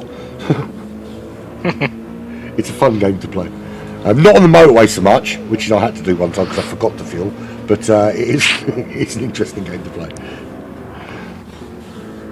It's also good when you're skinned because you know you can do a couple of short journeys without putting any fuel in. So Nick is 5.3 clear at the moment. And it looks like Azarian is fuel saving a little bit here. Maybe running fuel map high, whatever. I think he has fuel map this. But I think it's because they want to stretch it out so they can make the soft tyre work for the final stint. But I've got to say, it's pushing it. It is pushing it for those tyres on that final stint. What's that? 25 laps then? Could be doable now. You had like lap 45 to be really sure. So end of lap 43. Oh, Nick's staying out again. So he's pushing it really to the limit. So that's probably then he will do softs. So he has his strategy absolutely mapped out, doesn't he? He doesn't care what the tyres look like. He says, I don't care. I've already told them. And the same for Azarino. Look at that. That is insanity with the fuel. I think he's losing time there, definitely. Yeah, he's losing. The thing is, he's losing too much time now because look at the gap. Monkey Man Macho's there. James is there. Sometimes it's worth just biting the bullet and saying, look, my strategy's not going to work this time. I'm going to have to come in and think of something else. But what was the pit loss? I haven't had a good look at it. But it's been difficult to tell because no one's really fueled much other than a splash. So it's difficult to tell. But he might have been. I think it would have been worthwhile saying, okay, look, I'm clearly going to struggle here. I'm losing loads of time. Let's come in, put in a bit more fuel maybe, and then at least then I've got the fuel to go to the end. But and then maybe save the tyres a little bit. Rather than lose just as much time as he has, because it's absolutely killing him now. Because the gap now out in front is almost 6 seconds. Monkey Man Macho and James are right there. Although Monkey Man Macho is going to have to pretty soon too, so he might actually follow him in. James will be able to continue on another lap or two. James, at least, maybe 3-4 if you judge Nick's performance with those tires and fuel. And of course, the longer James can stay out, the better it is for him, because it means he can really push those soft tires in that final stint. Nick coming in now. So Nick in. He's got to come. He's got no fuel left. Has to be. Yeah. There is no red line there. He's on fumes. So he's in. James stayed out as we Monkey thought. Man as well. So James now inheriting the lead. So Slipstream will stay out. No doubt about that. So through he goes, and this will be the first time that the Sector 7 number 1 team is ahead of the Sector 7 number 2 team. So James, 12 seconds clear. Now, does he go flat out full beans now for a lap or two, and then whip into the pits? Refueling taking forever if you stay with them. Oh my god, painful. It's horrible, and you see the cars going past, and you don't know what strategies they're on. You don't know how much tyre they've got, how much fuel they've got. Oh, as a Rian going mediums again. Okay, Monkey Man Macho on mediums, but he hasn't run them yet, so he had to anyway. Same for ORT as well. They started softs, soft now. They also had to run mediums now. So that'll be interesting, because there's going to be a few cars around them on the softs, or is there? No, actually, because it was only James. It was James, Nick, and who was the other one that was on the soft? Kaza started on the mediums. Lucas, I think, started on mediums. Yeah, Lucas was also on the mediums. Yeah. I think pretty much everyone else was on softs, apart from a couple of the back markers. So actually, a lot of them are going to be on mediums in this final stint anyway, other than James and Nick, who are currently running 1 and 3 as it stands. And Nick is 28.5 seconds behind James as it stands. James, lap 46. So I think the pit window is kind of now, isn't it? You come in any time from now, and your tyres are going to make it, so you're not going to have to worry too much. Yeah, that's true. So him and Slipstream in a good position. I think they can both do another lap after this one if they wanted to. I don't think they necessarily need to. But of course, the key now is how quickly can Nick get those tyres up to speed and close that gap. Oh, so, look at that, as a Rian, just 1 lap on mediums. Interesting. That's an interesting strategy, because that's a surprise, to be honest. I mean, he stretched that previous stint that long. Wow. Yeah, okay. Yeah, it's odd, isn't it? Because the amount of time he lost saving fuel, he could have just gone flat out, come in a couple of laps early, done 3 or 4 laps on the mediums, and then still finished on the softs. If that's what he was going to do. If this was the initial idea, to do 2 more stops. I think he's cost himself possibly even a top 5 here. They are still not that far off, probably. So 56 seconds off the lead. He's 9 seconds behind Lucas. 5th place is Pastina, who's 30 seconds. So he's over. No. He's nearly 30 seconds off 5th position. And I think two cars will be pitting right now. 3. Yes, James still needs to go in. Slipstream.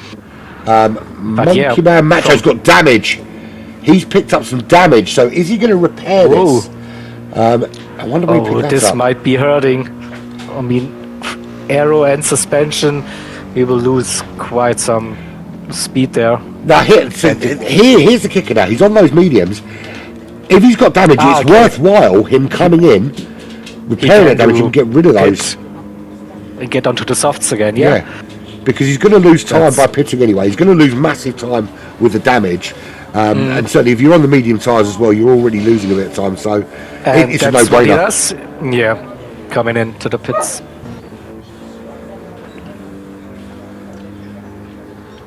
So James still staying out here. But he's really pushing the envelope, isn't he? Really seeing how far he can take the fuel. Yeah, I think the same as we saw from Nick earlier on, where he was those 3-4 laps when we were like, this has to be the lap. When he's coming in, another one. It's a massive blow for those cars behind though, because James is going to come out on softs, and where those guys towards the end of the race are going to be having to nurse those tyres home, James is going to have loads of grip to play with. Oh yeah. This could be a close one between James and Nick, to be honest. I think we're looking at a very close run handover. So Slipstream there still out as well. He's stretching it right into the last knockings of Stint 2. 13 seconds back. Nick still 28.6 off the pace. Yeah. Slipstream should be pitting this lap, judging the fuel now, but... And the irony is, James was actually earlier. faster last lap than Nick was.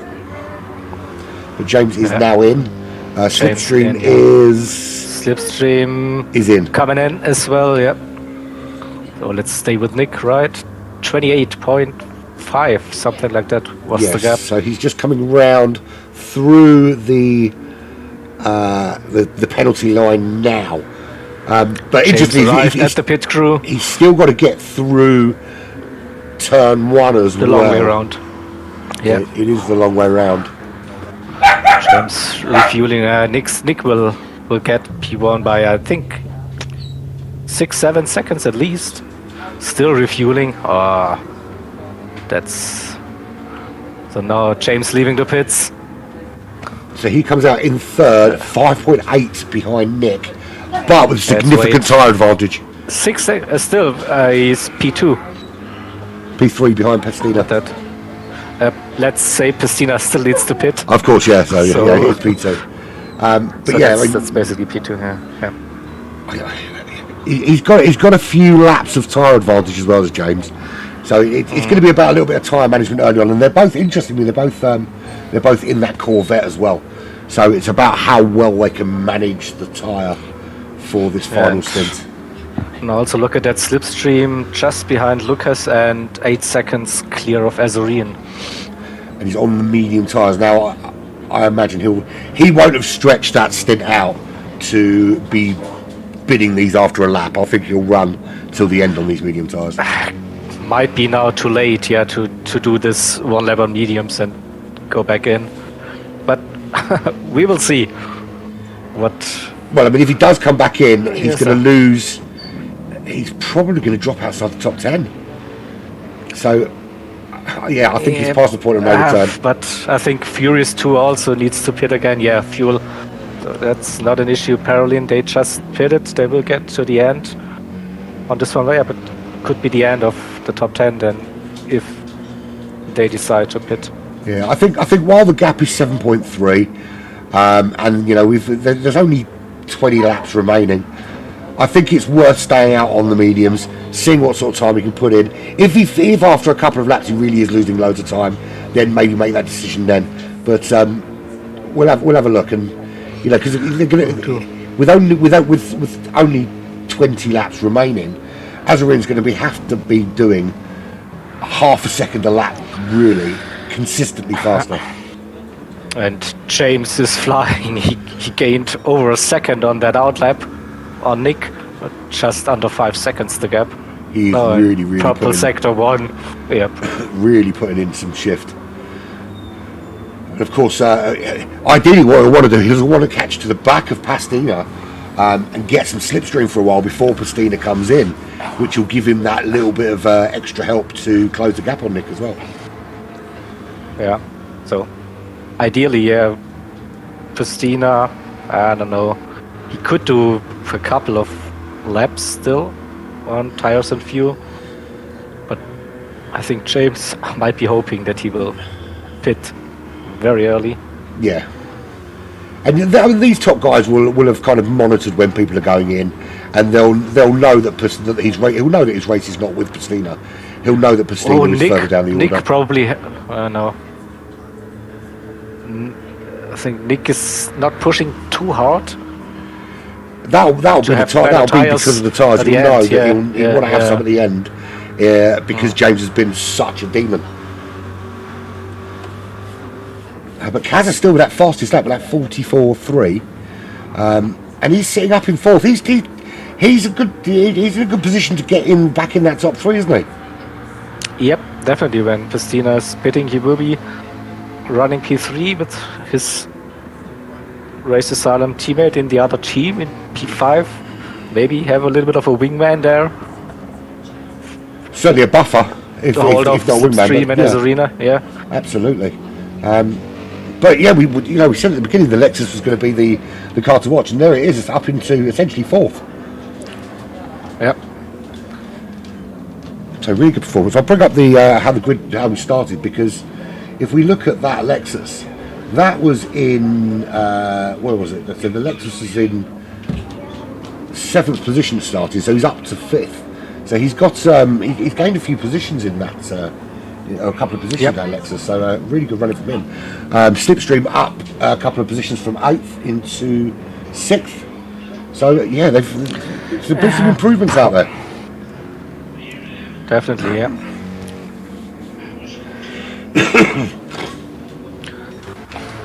So James now 1 second behind Pastina through the bus stop. I think he will gain. Yeah, he's going to gain loads of chunk time of now. time there. Yeah, tucked him behind that rear wing. He's going to gain loads of time. It's just going to pull him that closer and closer to Nick and close that gap. But Nick picked up the pace as well, so he gained like 3/4 this lap on James. So what was Nick's last lap? Pastina staying out. 45.1. Well, that's a 44.9 he's just done. Pastina stays out. James 45.1. Yeah. So he lost a bit of time there actually. He did 44.7 previous lap. Maybe a bit distracted. Possibly. But this is the time to kind of clear your mind and kind of focus on the game at hand. Yeah, but don't make any stupid moves now, because I mean you're just 5 seconds behind the leader, so all good. Yeah, but he's going to want to he's going to need to clear Pastina quickly, because every corner he's held up behind there is eking out the time that he's got left to hunt down that 5 seconds. Because of course he's not only got to catch Nick, he's then got to pass him as well. So and Nick's not going to make that easy. Oh, Pastina's struggling there. Yeah. Power slide. This should be easy picking now for James. That was Even very Mario Kart. That exit there, wasn't it? So yeah, James is going to breeze past into second place. Kaza, he's currently 10 seconds behind there. Look, he's quick, but I can't conceivably see him closing the gap on those front two. No, me neither. No, he's still after his struggles on the first stint with the mediums. Good drive there. Yes, no, it's a phenomenal recovery. Phenomenal recovery, because he dropped like a stone through the order over those first few laps, didn't he? And found himself sort of battling in the midfield. And when you've got those kind of midfield battles as well, it kind of slows you up. It interferes with your rhythm. It interferes with your pace, and it takes time then to kind of find that rhythm again and get yourself back up the order. But having Lucas not too far away is always going to be a source of comfort, isn't it? Yeah, I think, like it's one of my teammates behind me, and gives you a bit of a good feeling, I reckon. Here, so.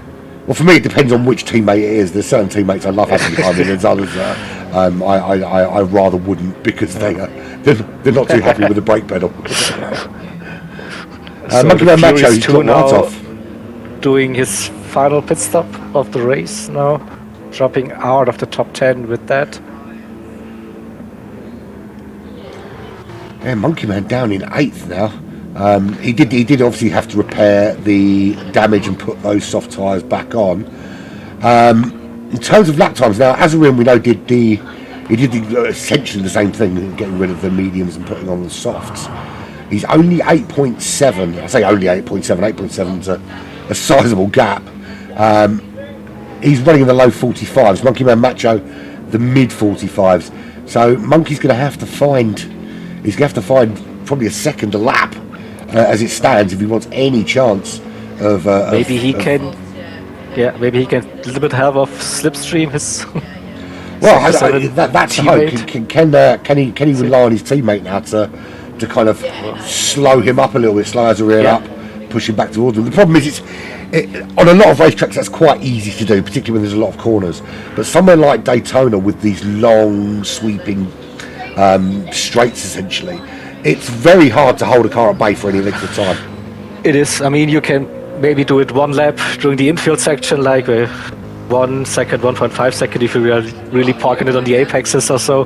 But then, you don't stand a chance on the oval. That's true. Yeah. So if he's going to do it, he's going to have to find a way to open up a gap every time he comes out of the bus stop, essentially. Right, the gap between James and Nick's 5.5. So the chase is on lap 53 of 68. And then we'll see the handover. And I'm going to try a split screen for the handover and see if it works. We are professionals, right? Yeah, we tried this many times. It would be nice if this actually works. Like a split screen handover. It should do. It should do. If we can get him in the chat here with us as well, I think he's going to try and join us in the chat as well. That'd be awesome. Yep. Definitely. So Azarina is definitely catching Slipstream there.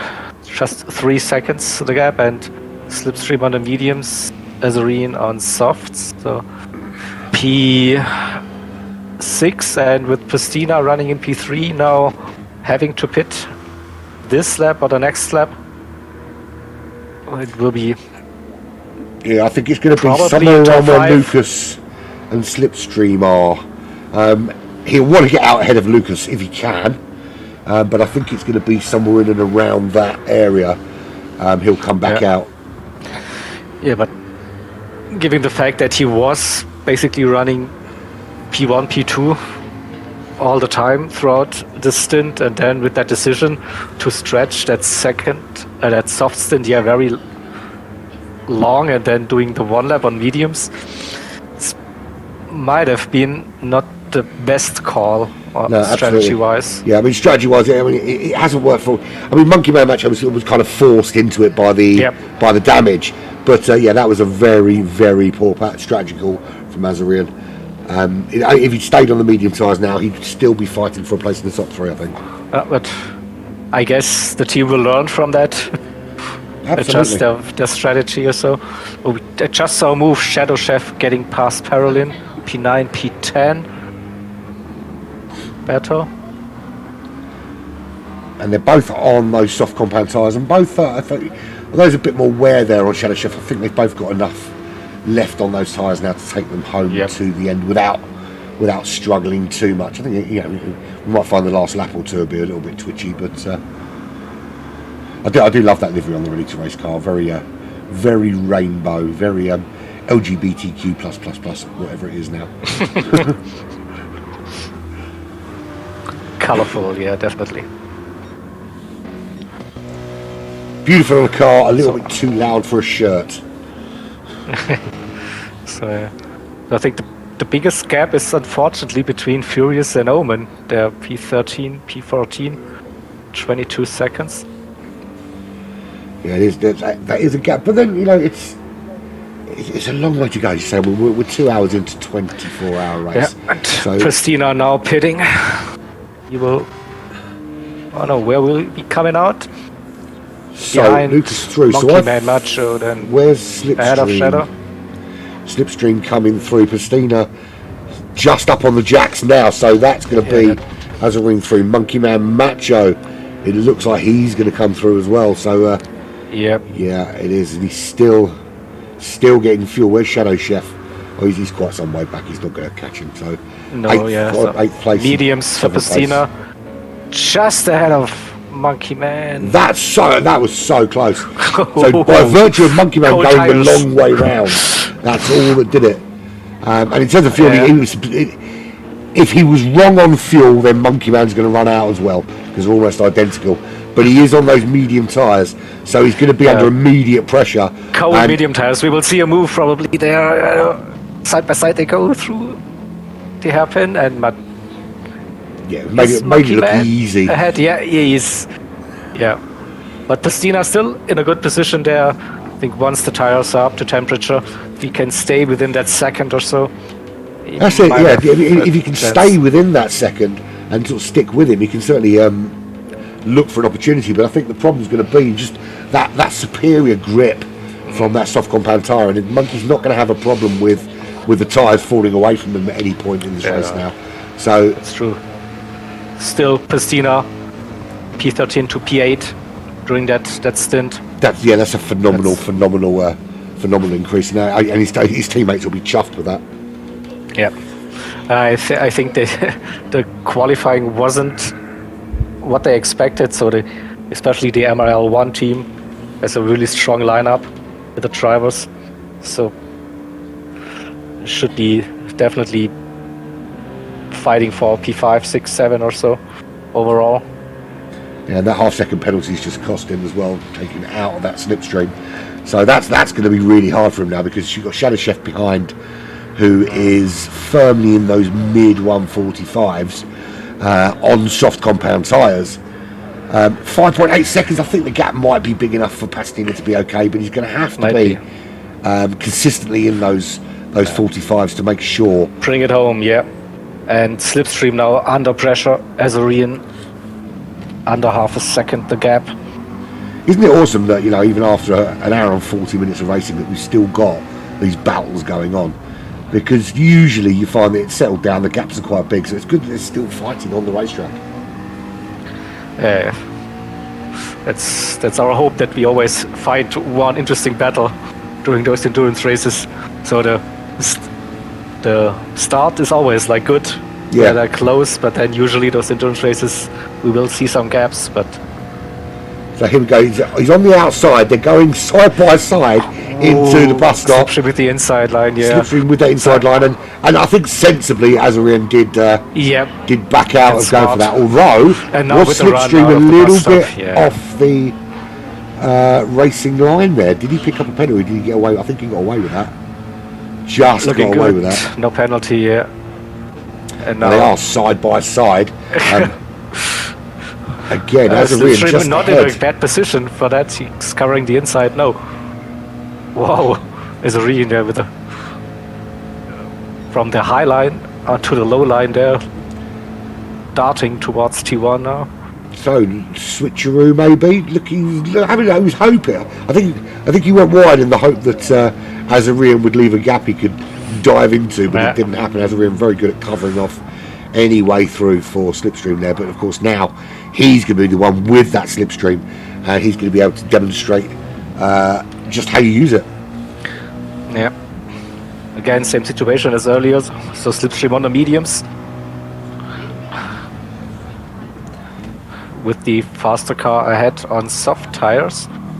Yeah, it's going to be difficult to hold him up there to make the move. But again, if he gets through, and he's certainly quicker through that infield section. Yeah, that was not the best run onto the oval there for slipstream with the run. Again, looks to be a side-by-side thing. Azorian not quite looking to his left then, felt the little touch and realised actually there's a car there. So slipstream back up into fifth. Azorian though looking for the inside line. Oh, that's aggressive now. That was aggressive from both drivers, wasn't it? Yeah. Nearly left the track there. But yeah, neither prepared to give that up. And a penalty probably now. Azorian. It looks like it, but then slipstream was very similar to that last time. And got away with probably it. So, maybe there was contact, so the game decided, you got lucky this time. He did. This is where Azorian needs to try and open the gap. You can see, well, look at the difference in straight line speed as you get across this line. You've got to defend the inside line here, though. You've got to. If you're on a car that's offering the toe, side into T1. You have to have the inside line. It's the only saving grace you've got. But Slippy's not giving this up. No, not at all. Just 10 laps remaining of this stint number 1 in the first 2 hours of this 24-hour race here at Daytona, and it's been a pretty damn good race so far. Though Nick has dominated pretty much throughout. Yep, always there at the front.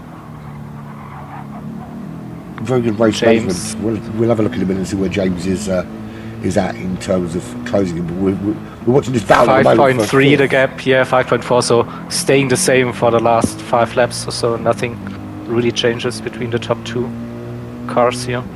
Yeah, so I think James needed to have made better inroads in that by now. I think if he hopes to catch Nick, so I think he's relying now on an internet failure or some other similar. Nah.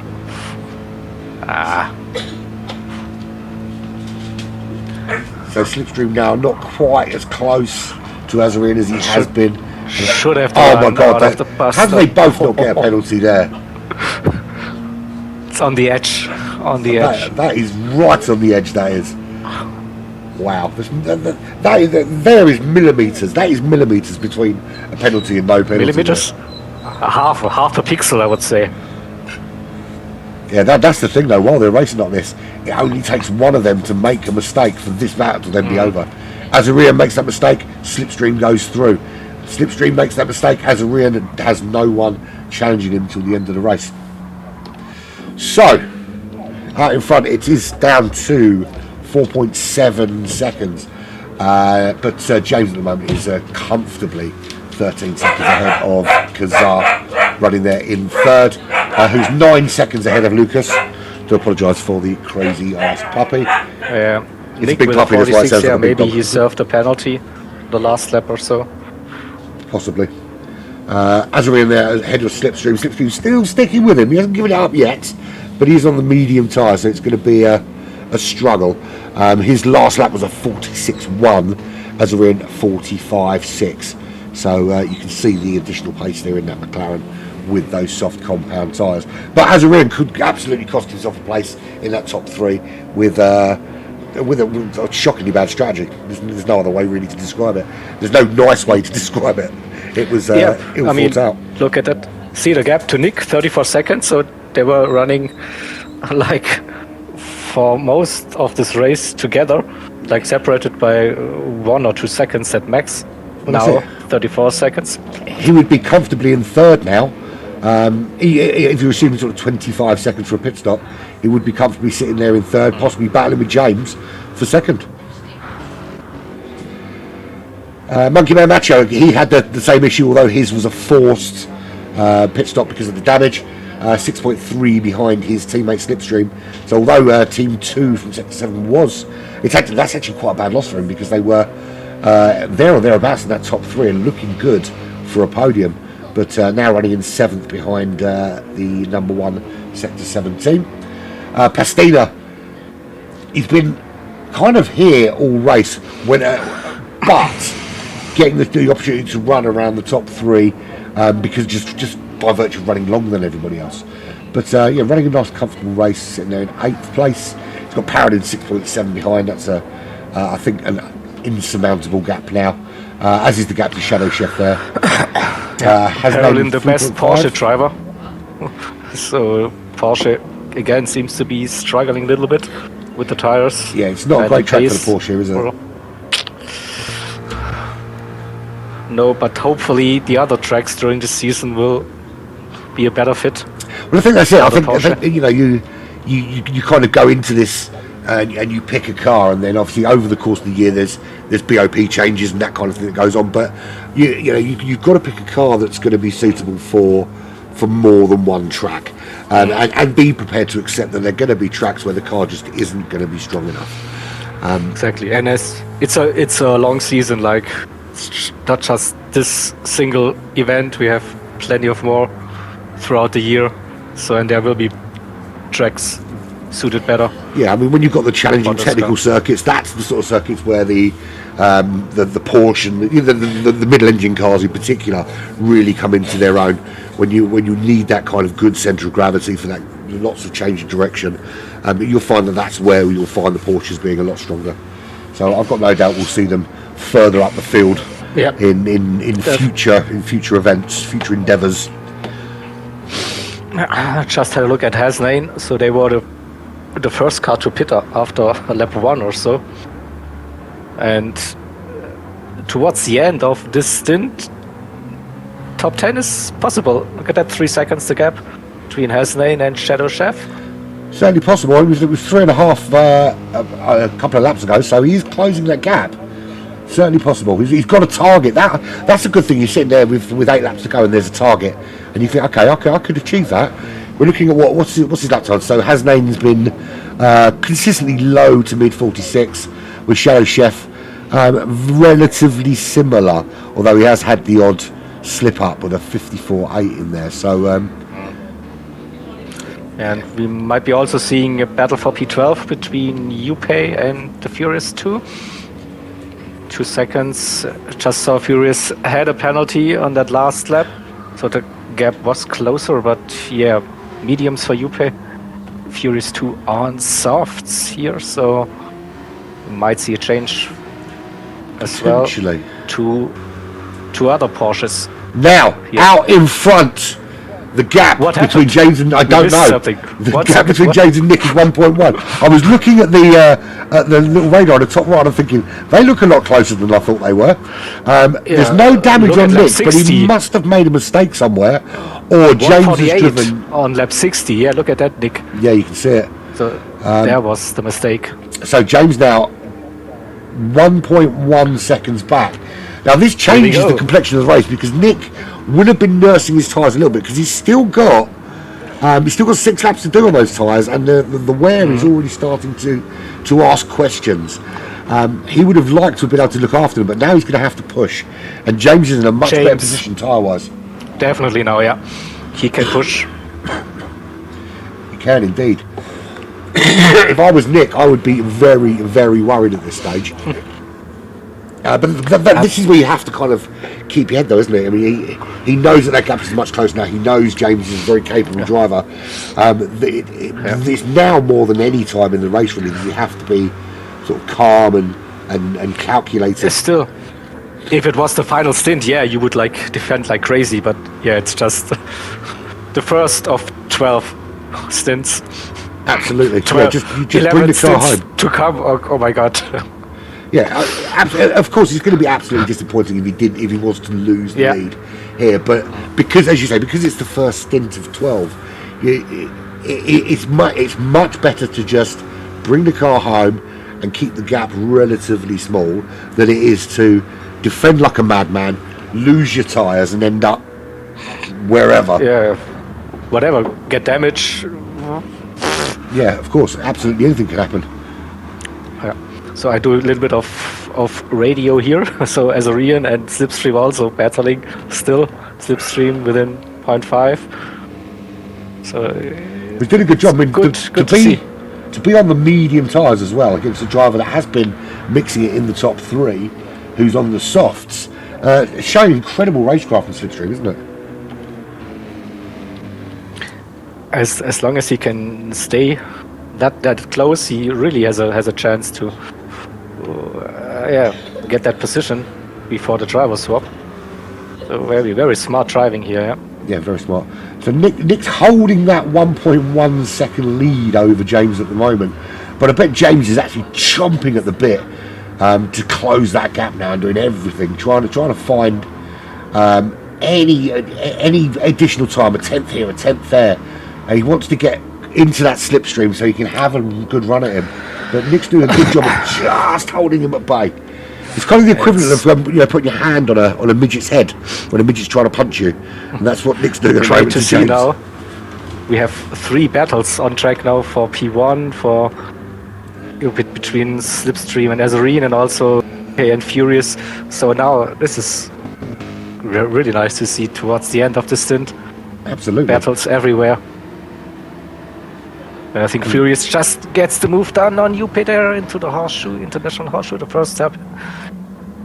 Is he coming back at him now, though? I mean, he went deep on the way out, and that's allowed him just to retake that position.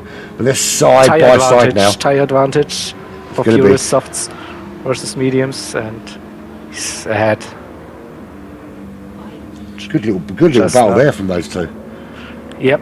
Bringing the action in the tail end of the race is what we love to see. Yeah, and Slipstream Azorian still 0.4, 0.5 separated again, crossing the line. Now here's the thing, right? Is Slipstream playing a little bit of a cat and mouse game here? Has he got a little bit more available and he's choosing to sort of just sit there and wait and bide his time until the last couple of laps? Or is Azorian just doing a great job? Definitely. He can attack now, I think. I don't know, Azorian might be looking at fuel saving. I don't know, getting close. See, I know Slippy quite well because he used to be with us in Black Flag. So He's a wily operator, his Slipstream. And Yes, but let's have a look at the lead battle. So James 0.3 now behind Nick. so the pressure the bus really stop on they go. Nick now in the lead there. James is really turning it on in these final laps. Yep. Oh, this might be the run. 0.3 still out of the bus stop now. Slipstream. And he is closing fast. And you'll see now as they slingshot out the corner, this is where the Slipstream really kicks in. Nick's going to hold that inside line, force James round the outside. But the superior speed, I mean, 167 miles an hour to Nick's 164. It made it look a lot easier than it actually was. And a little tap. A bit of a tap, yeah. But both staying on track. No damage. All good. Oh, Nick! Whoa, So just close. saw that wiggle. Yeah, he managed to save that. But has that now cost him the opportunity to get back at James? Yep. Because He's James now outside of the slip now. 1.4 clear. He's broken the Slipstream. Nick's going to be struggling with his tyres for the next couple of laps. I think James has pulled an absolute blinder of a victory here from essentially no chance. Also, Slipstream tried to get the move done around the outside in T1. So now gloves are off. Slipstream on the grass. They go. He's going to have to let off. Keep it. No. It never ceases to amaze me that these drivers at this end of the driving spectrum, you know, when I go on the grass like that, I only think about the accelerator and my car spins into a wall. These guys seem to be able to keep it fully planted and still get it back on the racetrack.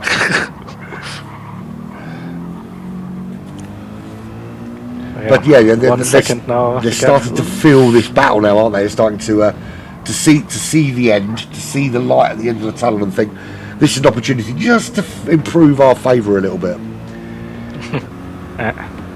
So at the front, Nick just gained back 2/10, so he might have a little bit of slipstream coming onto the oval now. Yeah, so going on to lap 66, so essentially he's going to have three laps to close and try and find a way around James. And it's not going to be easy because his tyres and his fuel are not in anywhere. Well, the fuel's very similar, but the tyres are in very different conditions, and James has got that extra couple of laps worth of rubber to help him defend.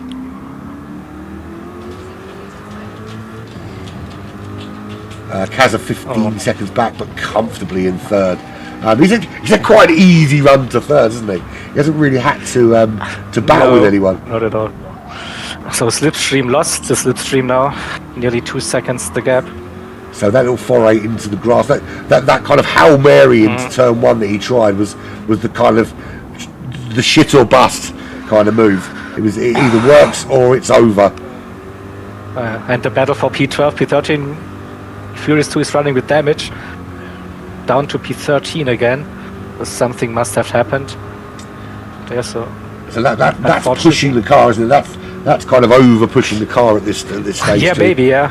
To gain a position. What we were talking about, so it's not the end of the race. So try to keep your calm. Yeah, to bring it home and just make it easier for your teammates to kind of slot in and pick up where you left off, and not give them more work to do than they need to. Because of course as well, they'll be sitting in the cars in the garage waiting now, won't they? And they'll be playing the game plan. At that point, my partner there is in 10th position, and this is what I'm going to do strategy wise. And then you make a mistake at that stage, and that strategy they've just planned out in their head is just gone out the window. Yeah, it's definitely something different if you know you're in a close battle, like 1-2 seconds after the driver stop, where you have a gap and can take it easy on your first couple of laps. But yeah, look at that Nick, under 1 second now. He is really closing that gap.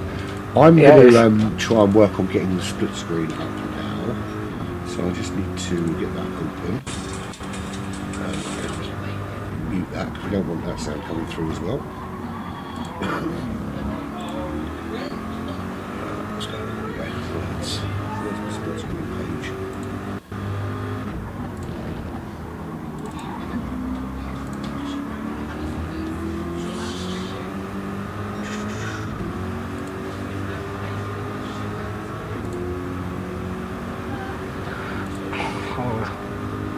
penultimate lap here.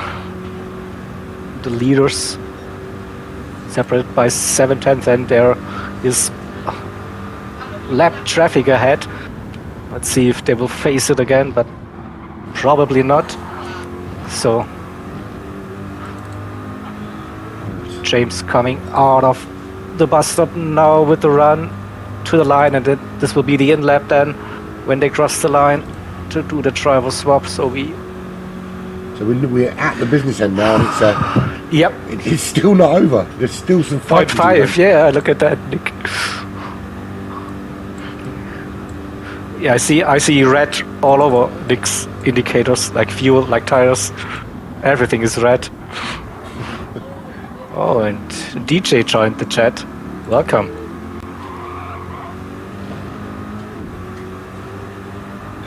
How you doing there, buddy? How's it going, gentlemen?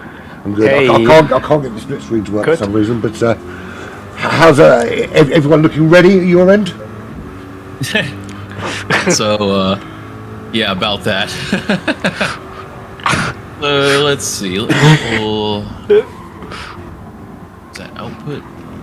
There we go. Maybe that works.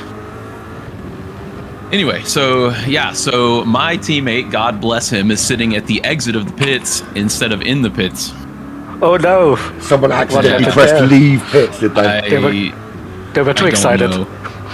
Well, yeah, I don't know. So, quick story about him before Stint 2 gets going. We were doing a team versus team race against somebody, and his daughter, he has a daughter that's like 5 or 6, I think.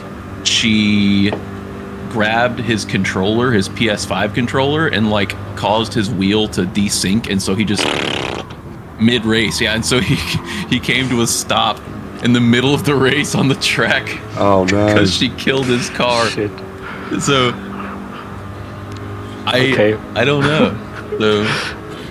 So yeah, if you sometimes you have like a button that keeps on pressing all the time. We had it like don't press anything, and the controller kept on. But yeah, Yep. So now we see the drivers of James and Nick separate by 0.5 of a second into the pits they go. I'll tell you what, you've got a great race starting for you there, DJ, with the front two less than half a second separating them. It's going to be a bit of a battle, to be fair. And James did a great job because Nick led almost the entire 2 hours, didn't he? Wheel malfunction, says Jack. Keza in. So Kaz is in. Lucas will be in next. He's just 10 seconds back. It's only after 2 hours of racing, only 30 seconds separating those top 4. Really, anything can happen, is Stint 2, can't it? Yeah, Azarian now at P5. And Slipstream at the end, 3.6 following. seconds back. Also, Monkey Man Macho caught up. There, just 1.1 seconds. So very close. So that'll be an interesting battle between the Sector 7 boys. Are they going to fight it out or work together? So Jack and Clarky are away. I guess Jack ended up surrendering a few seconds to Clarky, so Clarky is in front for Stint 2. I don't know what the rules surrounding all that are, but hopefully Jack just conceding the time to them is enough, but who knows. Let's hope so, yeah. This will be enough to just concede a few seconds. Yeah, exactly. Call it good. So next it'll be Upe from 12th position.